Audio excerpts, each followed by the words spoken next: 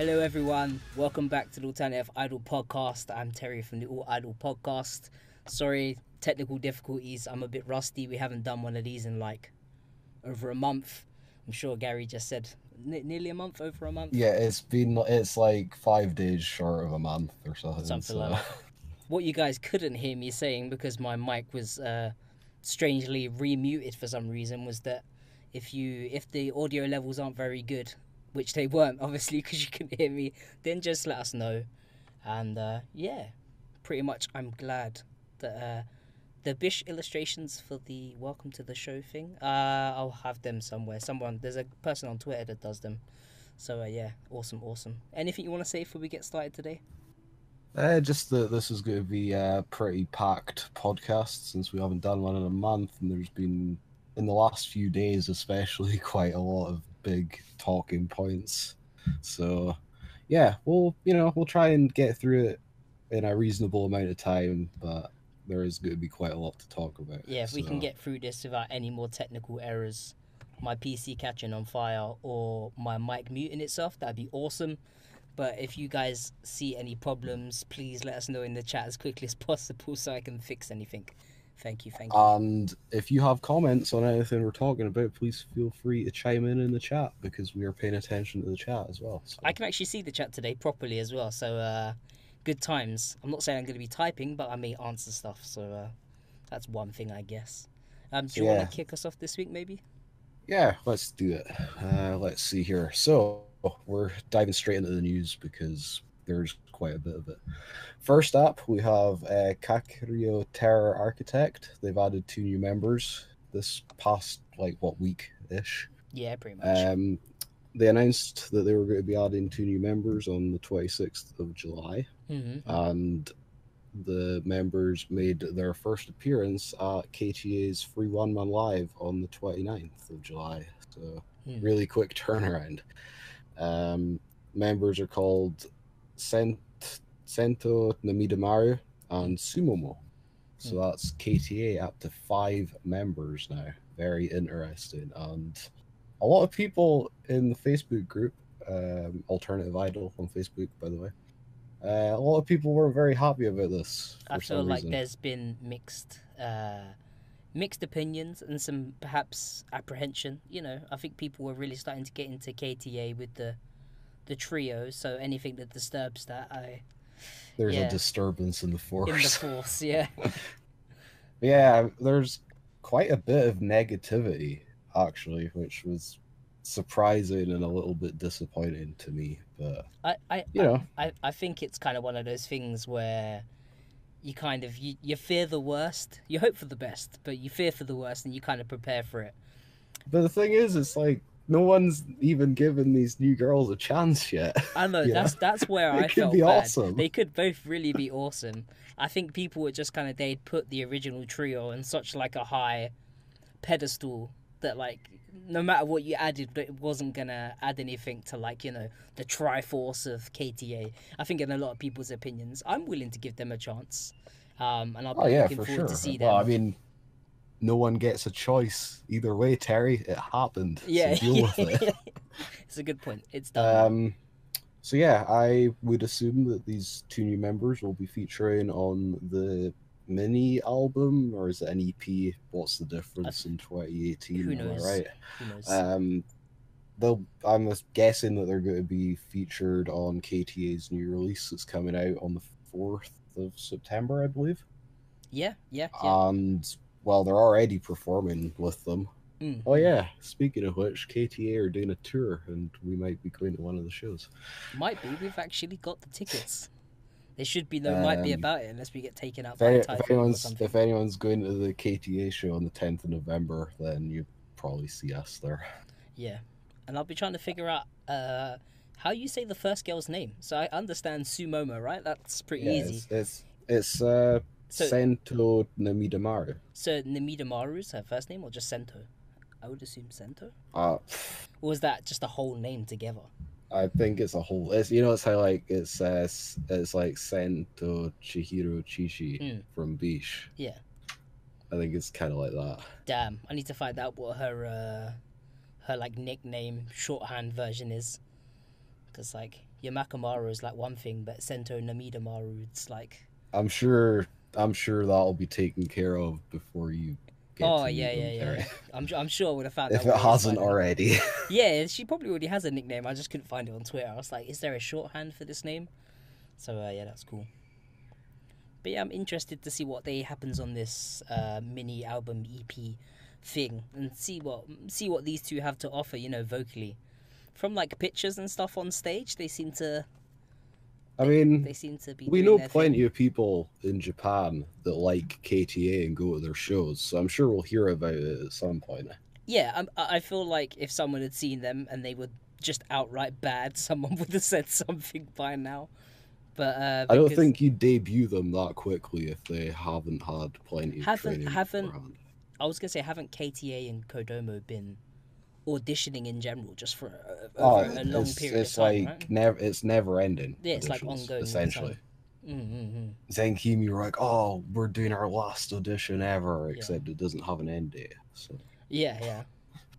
They're just eventually keeping that slot open for like the fifth member to eventually rejoin Zenbu Kimi or whatever. It's not the worst system to have in place where you're just like constantly on the lookout for people that could fit into your groups or make new groups for that matter. I feel like Kodomo takes a certain kind of idol, a bit like how WAC kind of takes a certain kind of idol. Yeah, I feel like Kodomo Mental's idols will kind of have a certain kind of look and personality and style about them. I don't know. I couldn't imagine some of the Kodomo Mental girls being in WAC groups, if that makes sense, and vice versa. So I don't know. I think Kodomo Mental definitely having said that, is it Namida Mari looks really familiar somehow. Yeah, but I don't know who. I don't know who. She's the girl with the long brown hair and the bow in the picture. Yeah. I know there's people out there that are kind of like idol detectives, and they stalk she stuff on looks Twitter. so familiar. What was she in? What is she being in, or what is she not being in? Like, she looks like she just looks like someone else, maybe. That might be it, but I don't want to say that people are just blurring together now because I feel bad. I've heard people say that she kind of looks like Himari from Necronominal. Those people would be wrong. At least in my opinion, but I'm not quite sure. But yeah, so, everyone just calm down and we'll see what happens with this, yeah? I mean, I think I managed to talk a couple of people back from the edge, so I did my good deed for the year. Yeah, I would say that this is a positive thing. I would say it can only lead KTA to potentially get more fans. I'm not going to say more girls equals more fans, but, if someone liked KTA but potentially wasn't, like, super into one of the girls from KTA, but then they ended up getting super into one of these two, then they might end up following AKB KTA. has, like, 10 million girls, and they're one of the most popular groups in Japan. So yeah, I don't want to say that. I don't want to say that, but it kind of is, with the whole kind of Oshi system and that sort of stuff. I feel like having more girls means you catch more fish with a bigger net, Terry. Yeah. 100. Right, that was all that needed to be said. I will never be a fisherman, Gary. I will never be a fisherman. But what we can do is we can move on to something else. Just before you do so, thanks to the over 30 people that are currently watching right now. That's pretty insane. Yeah, for you guys to actually be checking us out after a month. And we're also a member down. John isn't with us today. Didn't even mention that. Well, I would have tried to mention that John wasn't here, but obviously my mic wasn't on. So you guys might not have even heard that at the beginning, so a big sorry about that. But yeah, John's not with us today because he's got family stuff and work stuff. One of the two. Imagine if your mic still wasn't on and people just thought I was talking to myself for like 2 hours. Yeah. Or about like that one time where you lot all disappeared from Discord and I had to like talk for like... That was Discord's fault. 20, but anyway, that was Discord's fault, yeah. So, Terry, tell me about Burst Girl. Boom. Well, they're going to be exploding all over Japan, apparently, if their crowdfunding goes well. You could have said blowing up. Blowing up all over Japan. I don't know. My pun game is weak. I'm too hot. I can't think. So in case you guys didn't already know, Burst Girl are currently doing like a crowdfunding thing. Great explanation there, Terry. which basically they're asking for interest and that sort of stuff for them to go and play basically like a nationwide tour, or or prefecture nationwide tour, however you want to say it. How many people did they need to start off with? It wasn't very many, right? It was like 70. It was 47. 47. Oh yeah, for one for every prefecture. Oh yeah, that was the one. Yeah, I see what they did there. Currently, believe it or not, they're actually 280% funded. Now, the percentage is people, right? It's not how many. It's not money. It's not money. Just, no. It's just how many. Like, there's literally a free tier on this crowdfunding thing that counts towards their total. To just say, okay, I'm interested. There's probably a thing that says, where are you from or whatever, and that's just so they know where to go, right? And the idea is that the more interest they got, and then obviously if they got the more places the more places that they'd go, and they've also got options for stuff where you can donate money and get stuff from the tour when they do it and that sort of stuff. So currently, as it stands, last time I looked, which wasn't that long ago, it was maybe last night, they're currently 280% funded. Now that just means they've got 280%, I suppose, of 47, which would be 100%. So it's 282%. Was it? Oh, nice. Well, that currently means they're visiting. It's Hokkaido, Okinawa. So they're getting like a free holiday out of this at least, right? It's kind of amusing that those were the first places to be unlocked. Yeah. They're like, if we're going somewhere far, and we're gonna get a holiday out of this. Tokyo, which is Tokyo, you know what I mean? That's kind of obviously their bread and butter right there. And then you got Oita, Sendai, and Ishikawa, and I believe they're all unlocked at the moment. All of those ones that I just mentioned are unlocked, so they're going to be visiting those places. If they actually make it to 300% funded, which is 141 people, which isn't a crazy amount, right? But if they make it to 300%, they'll be adding Shizuoka. Shizuoka, and if they get even more than that, they'll be looking into more places. Shizuoka's not even that far from Tokyo, if we're honest. It's not that far. I mean, the obvious places that haven't been mentioned would be like Osaka, Nagoya. That's a good point. So I would imagine that those would be for if they get above 300%. So you reckon they're going to go as far out as possible, and then as they get more and more people, maybe they'll go to smaller out of Tokyo adventures, like Sendai, Nagoya, blah blah blah, Osaka. It's not like I'm not saying that they're far; they are far, but I suppose they're not quite as far as going to Okinawa or Hokkaido, which is pretty much like going to the South Pole or the North Pole for an idol group, at least in their in their terms of things. If you're interested in looking into backing them, I actually made a guide on the iDOL podcast website.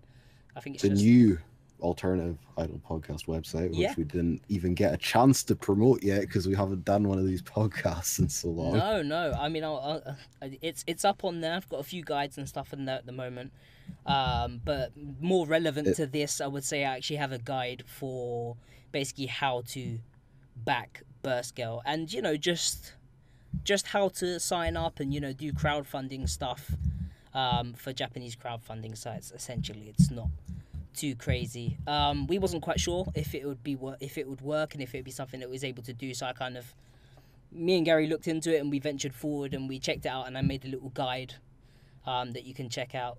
I could give you a rough idea of some of the tier benefits. There was some interesting ones. We could go for the big ones just to go a bit crazy. So there was like how much was the get them to play anywhere tier? Do you remember how much that was? It was, I believe, 100,000 yen. Oh, 100,000 plus yen. Transportation and accommodation and all that kind of stuff. Yeah, well, obviously their idea was that obviously they'd be playing anywhere within Japan, right? But basically what they were saying is for 100k yen, they would pretty much go and play wherever you wanted them to. So yeah, if anyone's got airfare and accommodation for Burst Girl, then 100k yen as well, and we can get them wherever we want them, pretty much. They had the tier for the rider jackets. That was really cool. They're gone now. How much was that? Yeah, that was 30,000 yen So for 30,000 yen. the jackets that they wore when they debuted, I guess. Yeah, the original Burst Girl jackets. You know, the kind of checker pattern arm sleeve ones, was it? Yeah, those went instantly. Though, Yeah, so 35k. I don't think you didn't get to pick what member though, right? no, I think it was just you got a jacket. Yeah, that's really cool though. Yeah, then they've got like other stuff like they'll teach you the choreography for their dances. If I was in and Japan, stuff like that's that. the one I would go for 100%. They take you to their dance studio or whatever, and they'll teach you the choreography for their songs, or whatever. That sounds pretty cool to me. And then there's some other ones as well. I think the one I went for was the 10k yen one, and I think you get a T-shirt, a DVD, a wristband. Get like a signed thank you letter. Yeah, signed thank you thing. letter. It's pretty casual stuff, and I mean, it's pretty nice, and the money. It's easy to deliver stuff. That's Yeah. the main thing for all these crowdfunding things. People go crazy. It's yeah, for like 10 quid, I'll like mail you a piece of my like skin or something. And it's like, calm down. You get DNA mail or some craziness. Yeah. But yeah, who knows what people are into these days. But yeah, pretty much it was pretty easy to sign up for. I would suggest anyone who's a big fan of Burst Girl, maybe go and look into it. Go and check out the tiers, see if you want to support them. If you do, then go and check out my guide. It's honestly not that difficult. And you do need can like get... a Tenso address or something of that nature. But if there's any baby metal fans here, they know that struggle. They know the struggle of the Tenzo, and they've probably already got one sorted out. So if you've ever used Tenzo before, then this probably wouldn't be that difficult for you, in all honesty. So you have until midnight on Sunday the 2nd of September to participate in this. So you've still got a long while to, keep an eye on it and maybe save up some money or decide if you want to, back them. Yep. And if you want to read the guide, just go to altidolpodcast.com. Awesome. And click on guides in the top right hand corner. There's literally things you can click on. It will take you to guides or podcasts. There's all sorts of stuff on there. Go check it out. But guides is on there, and it will take you to the guides that I've written. I've got one for doing this Burst Girl Muevo thing, and I've also currently got a guide on there for Zen Market and proxy buying stuff. So that's pretty cool. You can go check that out if you want. I might also be contributing an article or two at some point in the future, so look forward to that. But anyway, so Beast League, as we all know, has been running for the past month-ish. A little bit over a month. I feel like it's been forever, if I'm honest with you. I don't know why. But yeah, so in case you didn't know, they split Beasts into 2 teams, if you like. And for their Don't Miss It single. Yeah, Don't Miss It, yeah. You basically got a voting card with each copy that you bought that you could vote for your favorite member, and depending on how many votes they got, they'd either end up in Beast first or Beast second. 4 people in first, 6 in second, because drama. Well, it was funny because originally they were like, oh, when we redo it, we're gonna go, 5 and 5. And then halfway through halfway through the voting, they were like, "Nah, we're gonna send it back to 4 and 6." Which is an interesting choice. That voting has been going on for the past month or so, and it ended like 2 days ago? Yeah, like 3 days ago. Yeah. And we now have the final lineups for each group until they do it again for the next single, but more on that later. That starts after TIFF, by the way. Yeah, so Beast first, we had Godzilla, who's the captain of the group, I guess, with 7,265 votes. Mad. The time of Godzilla is now. She's rampaging like the monster she is. In second place, we had Aya 8 Prince with 6,752 votes. Yep. Which, that's a pretty significant difference between first and second. Bruh, Also, maybe she jumped up, you know, on the last yeah, count. She it was jumped up. probably that 100-kilometer marathon that she ran. Everyone was proclaiming there was some rigging going on with the amount of votes that she. Surely not, Terry. Surely not. Yeah, Watanabe could be trusted, of course. No worries. So yeah, like that's a decent difference between first and second, unless you're a fan of AKB48, and then you're probably like, well, there was only 500 votes. I'm used to there being like 20,000 votes between like third and fourth or whatever. Speaking of third, we had Pan Luna Leafy with 6,579 See, now votes. that was kind of close. Pretty close. And then fourth place for the final member of Beast First was Toriai Zuhana, who for one of the newer members, she's like come blazing out the gate in like popularity, which I can understand because her voice is fucking incredible, man. She has a really, really good singing voice. And she had 6,411 votes, so that was pretty close to Pan Luna. I guess one of the bigger stories is Kika, right? What happened, Ethan? Tell me what happened. She squatted out, bro. That's what happened. I thought you were going to make sure she ended up in first, Ethan. Oh, Ethan. Oh, yeah. He spent too much money on gang parade checkies. He didn't have enough to make sure that she got into first, unfortunately. So anyway, Beast second, we have in first place, if you like, or the first loser, if you're talking about Beast first. Yeah. We have Kika Frontal. Yeah. With 6,141 votes. She's close. Yeah.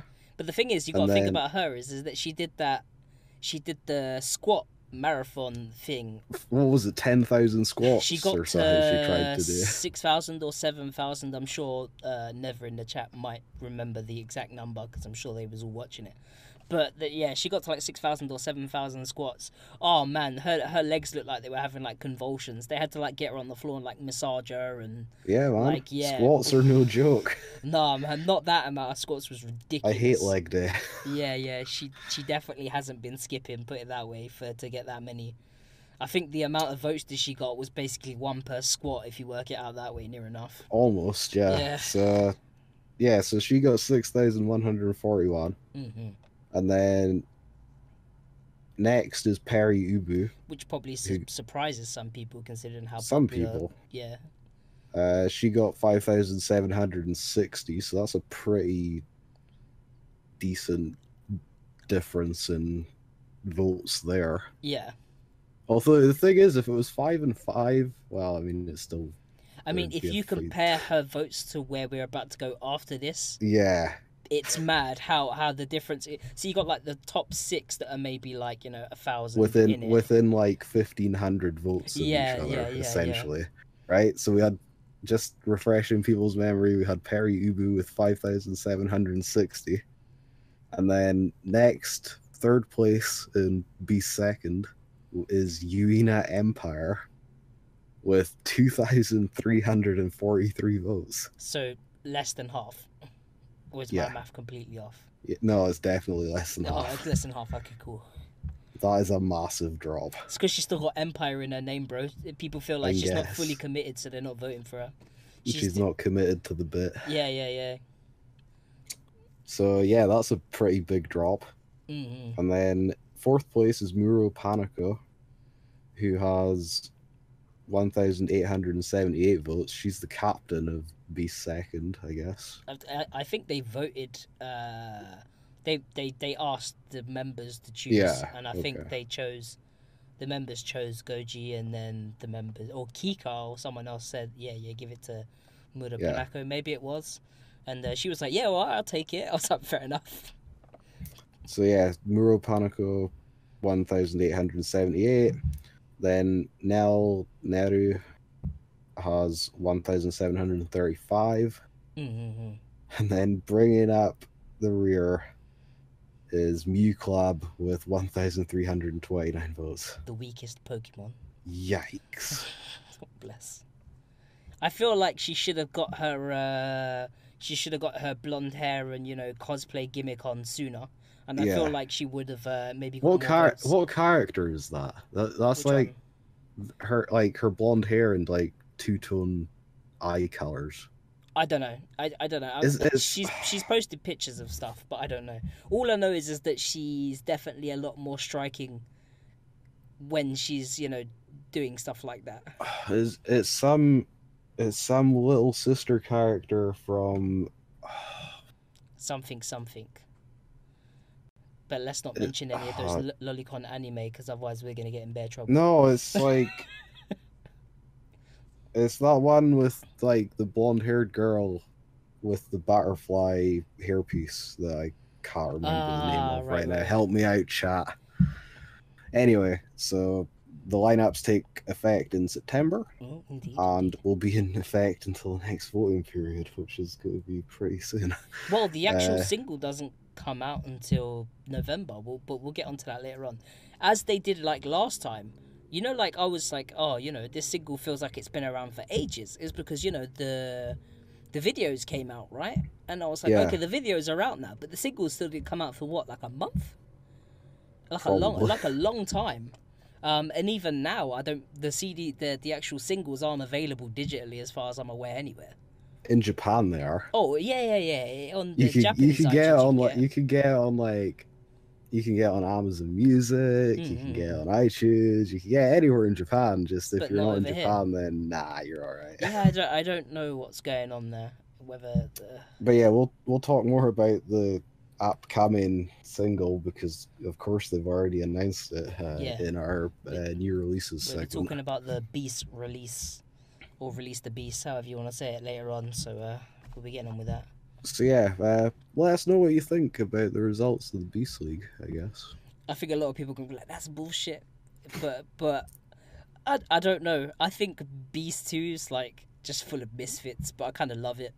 I really, really liked the kind of the way Beast 1 was, with Goji kind of getting her shine on, Toriaizu. They're not touring anywhere near Tokyo when we're out there, Terry, so it's not a big deal. But if the single comes out, then they might be doing in-stores, because there's like a week and something in between the last few dates. And if you're going to one of those in-stores, you basically have to get there like an hour and a half early, by the way. Bro, we can do that. It's fine. We can do that, and I'll pick up a couple of singles, and I'll get a checky with, I don't even know at this point.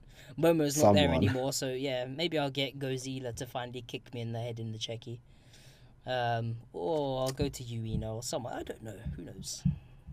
But yeah, so that's the Beast League. And it appears this voting thing is not going to end for a while yet, so no, not until they discover another way to make more money with less hassle. Not until people stop caring about it. Yeah. That's pretty much it. So it's kind of funny because like AKB does the vote thing once a year, and of course because it's whack and they like to take everything to the extreme, we're having a vote every single, which is going to probably be like 3 or 4 times a year. It's gonna be a fucking mess, but it's gonna be interesting, especially if things start to get more mixed up down the line. Like this time, let's be honest, only one person swapped. It was pretty much just Aya and Nell swapped. Everyone else is the same, like from the way they were. So if next time some popularity start changing and some fans change a bit more, then maybe we could really see a bit more of a shift in singers between first and second. But for now, it is the way it is. But I think the news so far this week's been pretty good, actually. I think everything's been pretty positive. And there's more to come. Yeah, more positivity. All the news this week is positive, actually. Yeah, actually, yeah. I think you're right. Let's move on to the next one. We've got Fruit Pochette, who I was... releases. What? Why is it there? I don't know why. I don't know. You're the one that put it there. Meh, who knows? This should probably be in releases, but it's also news. It's also news. We can talk about it. It's alright. What am I saying anyway? So yeah, I think on the last podcast, I think we was talking about Fruit Pochette, being back, and that they were going to be back, but only doing a few lives here and there, and small sets. Are they bollocks? They're performing loads of stuff. They've done loads of shows already, and they're doing like, I think they did like a 16-song set list at like one of the shows. I was like, what happened to taking it easy, girls? Like, you're meant to be making sure that you're okay. But no, apparently they're just back with a blast. So yeah, it's looking good for anyone who might be going out to Japan within the next 6 months, maybe. You know, you're probably going to get to see Fruit Pochette if you're lucky, and Fruit Pochette back in original form. But to go along with that, they now have announced a new single, which seems to be like a one-track single. So it's kind of like a, you know, just a one-track affair for now. And this is a new song called Rasetsu, or Broken is the translation they gave anyway. Pretty much. And it's going to be a venue-only release. Of course, it is going to be a venue-only release. It makes sense. Of course. From August 10th, and that's going to be blah blah blah. What's that? Is that Shibuya Nest or Shinjuku? No, Shibuya Nest. Tsutaya Nest. or Nest. I don't know. It's in kanji. You didn't translate it. I have no idea. Tsutaya Nest. At Fruit Pochette's. Oh, is this the reboot, like the bigger show or whatever it's called? I guess. Yeah, some show that they're doing anyway, and it's going to be venue only, and it's coming out on August 10th. So yeah, anyone who's out in Japan in August and might be going to this show, pick up a couple of copies, because I know plenty of people that'll pay over the odds for them. Yeah. Like, you hook me up now, and when I'm in Japan in November, I'll hook you up for whatever venue releases. That's the way it works. That's what everyone needs to start doing. If you're over I make there, no promises. If it's like a cheap thing, I'll pick it up. But if someone starts asking me to pick up like 12k, like, you know, like special release things, maybe not. But yeah, I don't mind buying the odd single for someone. You wanted me to buy you like 5k worth of Lucky Dip Checky last year. Yeah, but I gave you the money for it. What are you complaining for? Didn't you end up getting like an extra Checky out of that as well? Yeah, you got it. Oh, I got it. Oh yeah, like a million Yotsu Checky. I remember that. There was some Shiro or two in there. There was a lot of Yotsu actually. I couldn't really complain. There was a. That was after me like mixing all the Checky around in the box. No, it was already well. mixed, bro. You don't mix your hand in a box that's mixed. You ended up like shuffling the cards into the wrong place. Oh, I like unsorted them. Yeah, okay, you unsorted them. okay. Yeah. You like made Yotsu corner and then you picked all 5. I wish I could do that with lottery numbers. That'd be really good, right? But anyway, so yeah, that's Fruit Pochette. which is a bit of quick news. Yeah, but you know, it's good news. Yeah, it's good. So yeah, this next piece of news came out of nowhere. Quite literally nowhere yesterday evening. Yeah. Former Beast member Nakayama Yukiko is making a return to the iDOL world. But not in the way as a that producer. You think. Yeah. Yeah, she's going to be producing a group, apparently. That's unexpected. You know, people go on about how the original Beast is the best Beast, and you don't get more original than a founding member, am I right? Pretty much. A Billboard Japan did like an interview. Yeah, it's like, it seems like it's going to be a pretty big deal, because she's already getting interviewed by like Billboard Japan and stuff like that, so that's interesting. They were asking her about, you know, leaving Beast, and then was it Morphine Tokyo, and The End were 2 bands that she was in, but then she got pregnant and she's recently become a new mother. I believe her kid's 6 months old, so she's probably going stir crazy and needs a job. Pretty much, essentially. Right? Yeah. So yeah, we don't actually know what this group's going to be, so we're talking about this mainly just because it's a former Beast member doing something at the moment. She was saying something about a theme of white to start with, just because it's like a blank canvas for them to kind of work from, and then they'll kind of figure out what they're doing from there. Yeah, she, like, it's basically, we're doing a group. We don't have a predetermined concept of what the group is going to be. We're just going to see what kind of girls audition, and then we're going to like build it up from there. Yeah. So, and she said she's going to be writing for it. I think because she said basically, you know, because she's the person who wrote Nerve, right? I can't confirm or deny that. I believe she is actually the person who originally wrote Nerve. I might be wrong, but I did look up some stuff earlier, and I was like, oh, that's interesting. So it's pretty standard stuff for like what they're looking for. They're looking for girls under 23 years old that would like to become idols. She's only done that to make sure that poor Louis can't come back. But poor Louis is 18, bro. Oh yeah. Sorry. Eternally 18. So the deadline is the 12th of August. So not that long left. She's probably been yeah. auditioning for this for a while. Maybe her. She didn't write they're the, just, but or the she's writer of or Love they're was in her band called The End. Ah, there you go. yeah. Makes sense. So like they either have people in mind already, or they just think that her name value is going to attract enough people in the space of a couple of weeks, I guess. Maybe. But yeah, so pretty basic stuff. First screening, they're going to be like making sure no one's signed to other agencies and stuff, I imagine. Make sure you're legal in the country to work, you know. Yeah, stuff like that. Then, you know, interview and like singing kind of like examination, and then final examination, you get actual lessons. So I'm guessing they'll teach them choreo and, you know, some singing and stuff like that, just to make sure. And then people will be told if they're in or not. Mm-hmm. If you get as far as the bit where you're getting the lessons, then all your transportation's paid, so that's cool. Mm-hmm. Fixed monthly salary of 40,000 yen.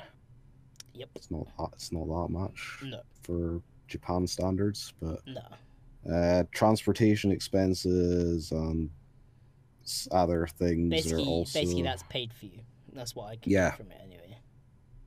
And then there's like you get 10 to 30% of the sales.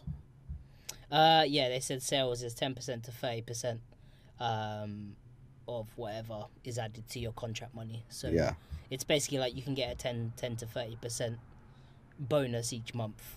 Your own commission essentially. It's like the Port Louis video that she put up where she said, "This is how much I got paid over my last few months in Beast." She also didn't mention all of the extra money that she gets from commission and sales and all that sort of stuff. She's like, "Hey, this is royalties. This was my salary, but I'm not going to mention any of my royalties. You know, got to make sure everything looks as bad as possible. You know what I mean?"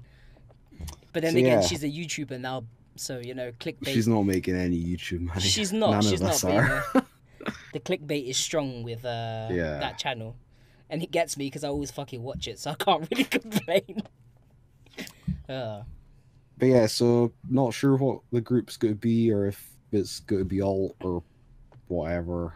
Yeah, no idea at the moment. Just basically included in this because it's something that a former member of Beast is doing now, and it could potentially be something that we talk further about.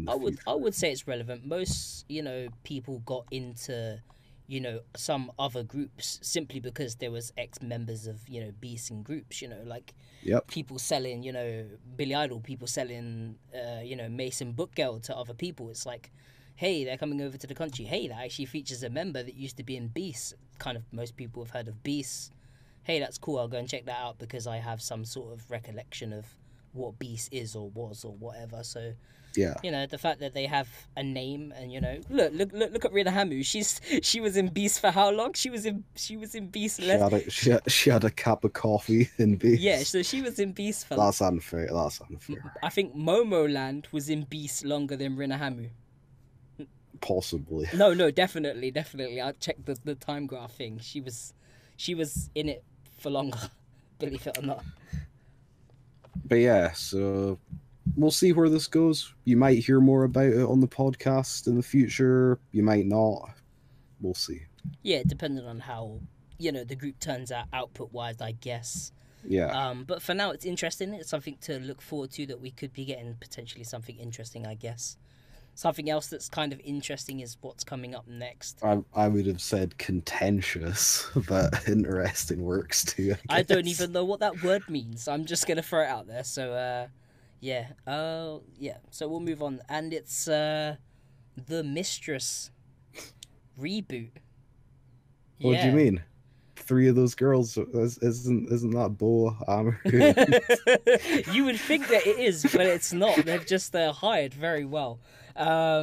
So we all know that Mistress disbanded like the other day. A week It was ago. like a week ago, right? They only just disbanded. The body wasn't even cold. No.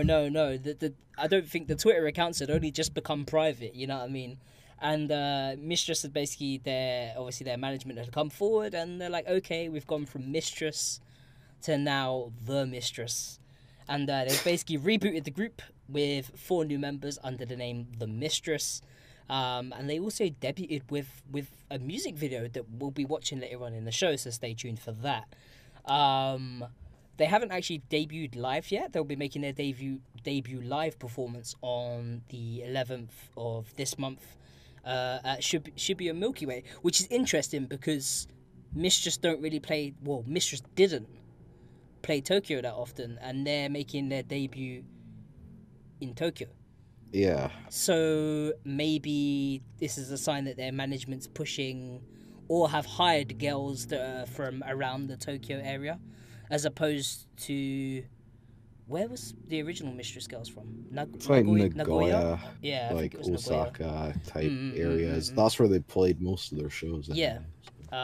Which was also because their management owned a lot of venues around that area. Yeah, and it's like, oh, you know, if we don't have to pay to like rent out the venue if we own the venue. Yeah, so we can just make more cash off this. We'll go to Tokyo for a weekend every 6 weeks or something. But if it turns out that they've hired girls more from a central Tokyo region, and it means they can do more operations in Tokyo, that does kind of open things up for them because there's a lot going on in Tokyo, I guess. Question. Yeah. Do we actually know if they'll be performing the old songs or not? That's a very, very good question. I don't know. Apparently, because a lot of people a lot of people are kind of already jumping the gun essentially, and they're like, oh, they've screwed over the other 3 girls and whatever. Is like, this could just be a new group with a similar name. I mean, right. What we do know is that Mistress were auditioning for a long time. They were auditioning for a long time, and any one of these girls could have potentially have been a girl that was added to Mistress, but it doesn't seem like anyone got added to Mistress. Now, we know that Mistress, on one of their, I think it's the last song or MV that they put out before disbanding, was the one that they collabed with Passcode's producer. And a lot of people were like, whoa, this isn't like the sound that we, have come to associate from Mistress. It kind of seemed like a bit of a diversion. And even I was a bit like, hey, I'm not quite sure what to make of this. But I don't know if that was Mistress's management kind of dabbling with that guy to kind of see if there was a market for them doing that kind of sound. I don't know. This is just complete, guesswork on my part here. But it's kind of funny now that, something happened. Then it was at MISTFest. It was at their last MISTFest that they did their thing at MISTFest, and then they actually announced that Mistress would be disbanding, which a lot of people were like, what? They have this whole festival that they do, that does really well, and they get quite a lot of idols, come in, idols that are, bigger than Mistress themselves, but they will come and do this festival with Mistress. So obviously people thought that Mistress were on the up and up there. They were doing really well. Well, apparently their management was, but apparently the group not so much, I guess, or at least, something was going on because the disband was announced. It's a weird situation because the three original members are not happy, which is an understatement. It seems like there's various reactions. Some seem kind of pissed. The music video came out and Bo tweeted "die." Yeah, and then you've got Ameru, who was like crying when asked about something in her Miss ID video, and she seems kind of upset. So I don't know. I feel like maybe there was something said, and a while ago you had that thing where Bo she deleted all of her tweets, and then at one point we all kind of thought that we was expecting to see Bo kind of leave the group or whatever, because she seemed to kind of have that delete everything and potentially, disappear type thing going on. But she didn't. She ended up coming back and performing for a while. I don't know if something happened then, and then maybe, she was on her way out anyway, and she was like, They were like, okay, we've auditioned these girls, maybe we'll get one of these girls in. And maybe the other girls were like, I'm not happy with that. So they were like, okay, if you girls don't want to work with the new people we have, then we'll just disband Mistress. Who knows, dude? Who knows? This is complete speculation on my part. It just seems funny that all three of them are gone together, and now there's 4 girls fully trained with an MV and songs ready to debut. Yeah, I mean, this has been in the works for a while, obviously. Yeah. So yeah. But I can't think how long ago the MISTRESS announcement was. It's been a while. This has been a long time coming. But I'm not gonna the song. We'll talk about the song later on when we watch the video. I mean, it's iDOL, man. Like, people get annoyed. It's new girls like hijacking the name of a dead group and all this kind of stuff. It's like, man, it's just, this is how it goes, man. Like, if you're in this for as long as I've been in it, then it's just like you've seen everything at this point. But I mean, if let's be honest, the management own the songs, they own the name, they own the style, they own the whole thing. And if they've already built this brand up and this brand's recognized and it has a name, then why would you wouldn't get rid of that. You wouldn't completely reduce it to ground zero. As much as as much as we're just like, okay, maybe start afresh and see what you can make. I understand the business decision of being like, look, we'll just put new girls in, people will get attached to the new girls and people will see that they're trying hard. And that's the way iDOL is. People see the new girls. Or they won't. Or they won't. And the market will decide, and that'll be it. But the thing is, there will always be people, there will always be new idols willing to take their place and do what someone else was doing. And there will always be hanging around waiting to find a new Oshi. It's just... I was wondering where that was going for a second. It's... yeah, actually, that could have gone quite funny. But, there's always... supply and demand. There's always girls willing to supply themselves to idol groups, and there's always a demand for new, fresh, cute-faced girls in idol groups. For guys to go and do whatever. We'll move on from that train of thought. We'll give it 6 months. We'll see what happens. I mean, hey, if they're doing stuff in Tokyo and if something pops up in November, I'll go and see the Mistress or whatever. It seems weird saying the Mistress. That's so weird. It does feel good. Just off to see the Mistress. Just off to see the Mistress. Oh. Don't they might call the embassy on me, bro. They'll think that I've got lost. Anyway, so our last bit of news, because holy shit, this segment dragged. My bad. We have Gokigen Teikoku. Indeed we do. Who had a pretty big one-man live at Daikanyama Unit last weekend. Mm-hmm. And they announced a few things outside one-man live, as most groups tend to do. Yeah, definitely.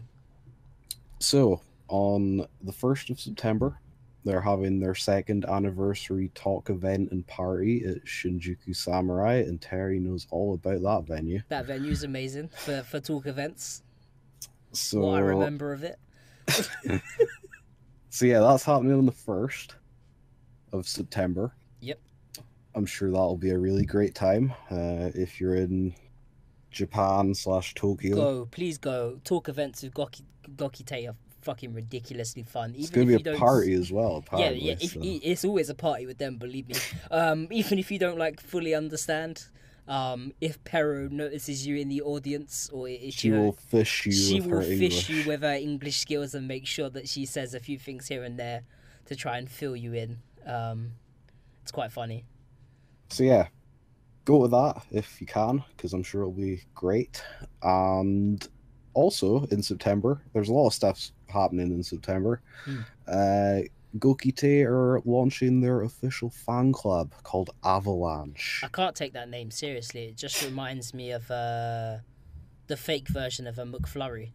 Is it KFC or Burger King that have the Avalanche instead of a McFlurry? Wasn't KFC like the Blizzard or something? I think it's Avalanche. I think it might be Avalanche. But yeah, so that's starting in September. It's going to be apparently it's going to be a monthly deal. So you pay a subscription fee every month. Pay money, be happy is That's the Koutei motto, isn't yeah, it? yeah. Pay money, be happy. Make Shirahata happy. Yeah, pretty much. And part of the benefits for the fan club are you get priority reservation for live tickets. And there's you get some FC exclusive stuff. Or? Yeah, you get like a magazine. Okay. It doesn't say how often. I have no idea, Terry. It could be. Make it a Gokizine, please. So you get a mail magazine, MAIL, not MALE. I don't know how often, probably quarterly, because that's usually how it works. You get fan club limited lives. So it shows that you can only go to if you're a fan club member. And you get fan club limited goods and fan club limited videos. Are they going to have a site then, like WAC and that sort of stuff too? I'm not sure. I mean, there are just like more details to be announced. So I'm like, all right, they've got a website set up, so I'm assuming maybe they'll add a tab and it goes to the FC section or something like that. Maybe, who knows? Perhaps. I'm just waiting to see how much money I'm going to have to spend on this. Maybe there'd be some just add it to the million other things I pay money to. Pay money Speaking of fan club live events, their first one is going to be on the 2nd of September, so I'm guessing the fan club's going to have to definitely launch at some point before then. So fan club exclusive live performance at Shibuya Loft Heaven. Not sure where that is. Wait, so the Avalanche thing will start in September, right? And the first FC exclusive thing will be on the 2nd. Yeah. It's got to launch at the talk event then on the 1st, surely. You would assume so, because people are going to have to like. Also, is Shibuya Loft Heaven tiny? Is that what you was looking to see? Yeah, because I don't know where it is. I don't know where that is. Is that because it's not actually it's Loft? Part of Loft. Is it part of Loft? I'm not sure. I've never actually heard of this place. I'm sure someone in chat has. Well, yeah, where's Loft Heaven? Or is that just if you perish in Loft that you go to Shibuya Loft Heaven then? Wait, no, because that'd be Shinjuku. Wait, so where's Shibuya Shinjuku Loft? Yeah, so where's Shibuya Loft? Where is that? I'm getting confused now. All these places with the same names. Yeah. I was like, wait, why does that say Shibuya? I was like, wait, Shinjuku Loft. Yeah. But that's Shibuya Loft. Weird. Haven't been there, but interesting. But even more exciting than the FC stuff is...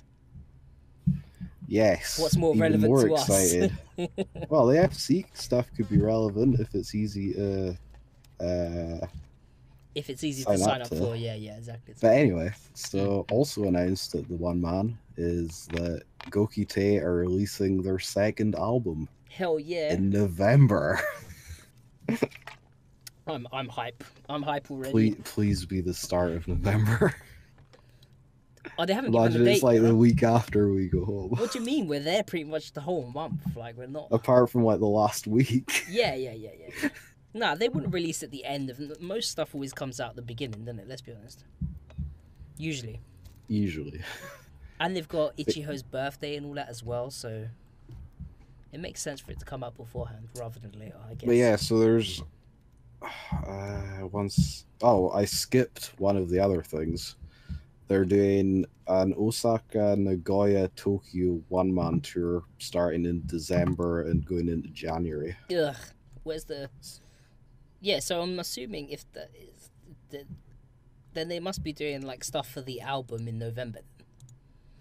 If they're not doing anything for, like, the big one-mans until December. That's what you would presume. Speaking of the album, there is a list of songs somewhere. What? A list of songs for the album?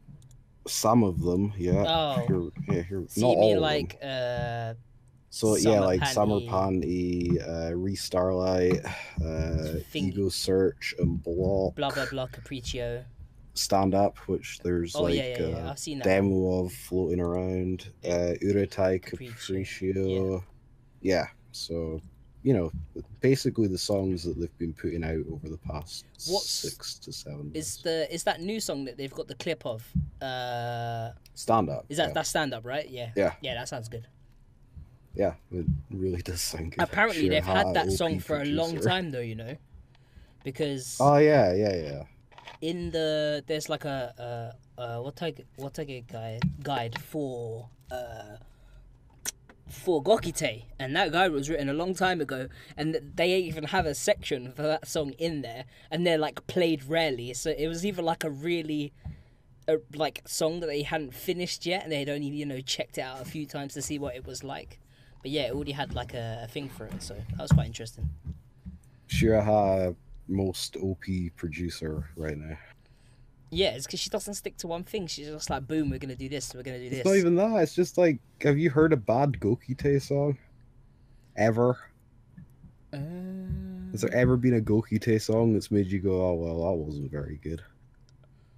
No, never made me say like, is that's not good? No. I'm trying to think of if it's the original Ego Search and Block had that really weird synth that was from the YouTube video that Yeah. because I'd seen the YouTube video ending, the woo, like that synth really, I couldn't listen to it because I'd heard the YouTube, like that part from the YouTube video so much that whenever that song came on, when it got to that bit, I'd be like, YouTube video, no, and I'd have to like skip over it. But I think that was just like a PTSD from like watching too many Gokite videos on YouTube. So other than that, it's fine. So yeah, that's all the Gokite news, you know. Got to keep everyone up to date with one of my favorite groups, even though hardly anyone else is interested in them, I guess. I'd say the reception to them has definitely got a lot better. Make a posting group, get like 4 likes, feels bad, man. I feel like a lot of people just get 4 likes these days, though. I'm not gonna Yeah. lie, unless you're Unless whack. unless it's some girl wailing into a megaphone in her shower, then that doesn't really get much Oh, I don't. love I'm in the moving on. group. I'm moving right on. I can't be doing this. What's this? This episode. New releases. New releases. So this would have been hashtag John's section, but John's not here. This also isn't a new release anymore. It's already out. Is it already out? Yeah. Oh well, we'll let people know that it's out. Bono Paradox or Otherworldly Paradox or whatever the English translation was. John will probably be able to tell me. It came out on the 21st. Jesus, I am late. It's already out apparently. It's 2,000 yen plus tax. Track listing, stage entrance, Unknown Paradox, Face Fourth, Satoru Yume, Remembrance, Slander. Oh, No Limit. They got an MV for that on which I believe I maybe did a reaction video to. I thought we covered it on a podcast. We might have done actually. Yeah. I don't know. Bono Paradox have always they've always been interesting and have always seemed like they had potential. They've kind of filled themselves up with a lot stronger members than perhaps they originally had. But it's just their production. That's it. I think it's just their production. The production, whoever's producing it kind of mixes the vocals and the stuff a bit weird. A bit too raw. Like, I'm all for raw stuff. I've really got into more raw sounding stuff these days, you know. But I don't know. It just sounds a bit. I haven't heard the album, so I'm not gonna knock it. I would say people should go and check out their stuff on YouTube and see if you can find somewhere streaming maybe that has this album. And check it out yourself and see if it might be something you're interested in. Because I'm not gonna knock it until I've heard it, but I just remember their production being a problem for me originally. But yeah, that's all I can really say on that. I don't really know what else to say on it, just because I'm not big on Bono Paradox. I just don't follow them enough. It's not to say that I don't like them. I just don't really follow them enough. You probably said about as much as John would have said. Probably. So yeah, moving on, I guess. Yep. Another Beast alumni in Tentenko. Mm-hmm. Is this all? Who knows? Who cares? She is releasing an album on vinyl. Oh yeah. It is being put out by Toothpaste Records in the UK and worldwide, I believe. And Toothpaste Records are a collaboration between Sister Ray Records in London and Allegory which is a Japanese-based company. For those of you who don't know, Sister Ray Records is the record company in the place that Necronome Idol did their in-store vinyl signing at when they was in London. And Johnny is basically the manager or the owner of that particular record store. Perhaps not Sister Ray in general, but I know he is something to do with Sister Ray. So well, he is part owner of this record label. He is the part owner. Yeah, Toothpaste there you Records. go. There you go. So yeah, Tentenko with the self-titled vinyl album Tentenko. Yeah. It's going to be available on translucent pink vinyl. So if you don't like colored vinyl, I apologize. But you're getting some nice pink. Yeah, some translucent pink vinyl coming out on the 21st of September. It is going to set you back £20. Cheap. I don't know how much it costs on any of the American sites.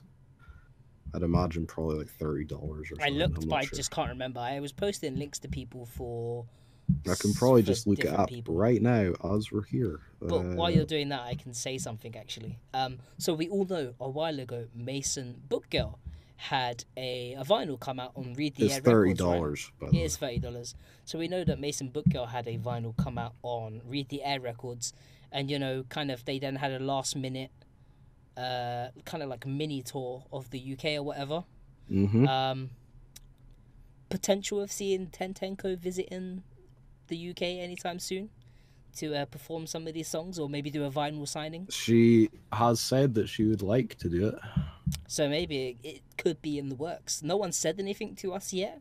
No one said anything, but I mean, it definitely opens a door that otherwise might not have been opened previously. So. Yeah. So you get 10 tracks on this album. Kiken na Highway, Goodbye Good Girl, Yakan Hiko, Jiro, Hoshi no Densha, Hokago Sympathy? Yeah, Jesus. Nantonaku Abunai, Kuruma Joshu Seki School. Jeez. Ryuhyo no Kodomo and Robot. So, if you're a Tentenko fan, you'll probably have noticed that they've kind of picked her most accessible more songs. Conventional songs. Yeah, don't expect any deep cats on this one. I'm kind of just I'm not really a big collector of vinyl, but when there's a chance to go to a signing or meet them and get the vinyl signed and that sort of stuff. I did that for Necro, I did that for Mason Bookgirl, so if there's a chance to do that for Tentenko, I'd probably go and go to the thing and buy the vinyl, probably meet Tentenko, get it signed. You can pre-order this on websites like Rough Trade or Norman Records. There's like 2 or 3 links of places that you can actually pick this up from. Yeah, like if you're into vinyl, it's available on all the big places, essentially. Which is quite handy because some of them take PayPal and some don't. Credit card, whatever. So I don't think any of them take Bitcoin, but who knows? Not yet. But yeah, find the one that works for you pretty much and go with that. Yeah, so I'd encourage people to buy this if they're interested, though. Of course. I'm not going to be one of those people that's like, oh, you should buy something just to, like, on the off chance that it might mean that someone else might want to do something in the future. Yeah. If you're interested in Tentenko and you think this is cool and you like the idea that she might come to the UK at some point, then I think pick this up. The good thing is that a lot of the songs on there, I think, have got MVs. I believe so. Yeah, because like the first one, the Dangerous Highway one, is the one of her with the green screen in the car and all that. Yeah. Like, I'm not a big Tentenko listener, but a lot of the names on there, I was like, hey, I think I've actually seen the MV for that, just because a lot of people post me Tentenko videos to react to. I don't think I've ever actually reacted to her, to be honest with you, but people do make recommendations for her, so yeah, there's that. So yeah, like I say, if you find this interesting, then definitely pick it up and show your support and show that there's interest in this kind of stuff. Yeah. You know, you are if you're not interested, if you're not interested, fair enough, it's fine. yeah. You know, don't create a false hope or whatever. No. Etc. I'm just super happy that Subtext, I'm just blah, super blah, happy that blah. there are people actively kind of putting these labels together and making this sort of stuff happen. Oh yeah, Yeah, I like mean, like there's Read like the that's like Air. what? That's like three. Like there's specific, Read the Air, Toothpaste. Yeah. I mean, There's another one. What's their name? Oh crap. I don't know. I've named the ones that I think. I can't remember it now. They have like a really weird, like a picture and background and all that sort of stuff. Oh, Poliosis yeah. is just taking the mick. Behave. Just behave. Do you know what I mean, right? Yeah, I think I know who you're talking about. I just can't. Uh, Oh, annoy me. Yeah, we'll figure out about that later on. But I remember. Sorry, we're really sorry. I feel bad now if there's someone sitting there watching this going, "What about my label?" And I'm like, "I'm so sorry, I've just forgotten about the name of your label." But we'll move on to the next. That's rough, man. I think they even gave you like a press release, didn't they, or something? Or maybe it was John. It might have been No one John. gives me press releases. Oh, apologies. Specifically, sorry, that's not fair. Yeah. Actually, I think Read the Air did too. I didn't get one from Toothpaste though. Why do you guys hate me so much? They think that you floss. They don't think you like toothpaste. Right, I know. that was a terrible dental joke. Let's move on to something else. Our third and final release that we're going to be talking about this week. And it's the Beast release. And speaking Prepare thy wallets. Yeah, from the pain or against the pain, because that's the name of the release that they're bringing out. Beasts are releasing their, what did they say it was, their second or third single? I can't remember. I think they figured it as their second single with this split thing. I think that they were trying to say, okay, we'll go with that.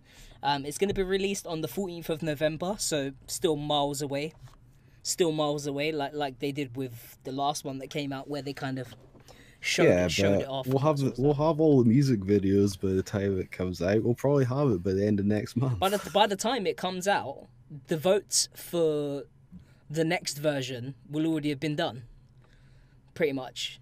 So, because they're saying that the voting starts again after TIFF for the next thing, so I have no idea what's going on. So they said it will be released on the 14th of November. Apparently similar to Do Not Miss It. BIS First will have 3 versions of the single released, and BIS Second will be basically only having 1 version, as they did with the last one. BIS First have this special one called Perfect Production or Full Production, which is like a super limited edition version. It will be limited to 2,000 copies. I don't know if that's a lot or whether that's not a lot. I don't know. A reasonable amount. Is it a reasonable? I honestly don't know whether or not that's a lot. I doubt it would sell out ahead of the release. Yeah, not with the amount it costs anyway. For those of you who didn't know, even though we mentioned it earlier, Godzilla actually won first place in the Beast League. So will actually be the songwriter for this single, which seems to be an interesting thing that I think they're doing, that they're all kind of writing songs in the background, and depending on who wins, they're picking. It's more than that, Polio. It's this side. we'll get onto that later, but it's more than that. Yeah, depending on who wins, it seems like whoever wins the Beast League, there are kind of hidden benefits going on here. One being that whoever wins first place in the Beast League will actually be the songwriter for at least the main song on the single. There are going to be 2 other songs, but I don't apparently 1 or 2 other songs which could be written by Godzilla. I don't know. I just know that they said that because she won first place, she will be a songwriter for the single. So I don't know whether that means the main song or another song, but I assume it means the main song. In addition to that, and we're talking about this Perfect Production limited edition version with the 2,000 copies, right? So in addition, in this version, in addition to the CD, each Beast First member will have their own solo version of this song, the main song, on a CD enclosed within the limited version of the release. So pretty much, so okay, we'll just, I know, we're getting mad here, right? So basically, the BIS First only release, the full or perfect production limited edition, which is 2,000 copies, contains 5 CDs.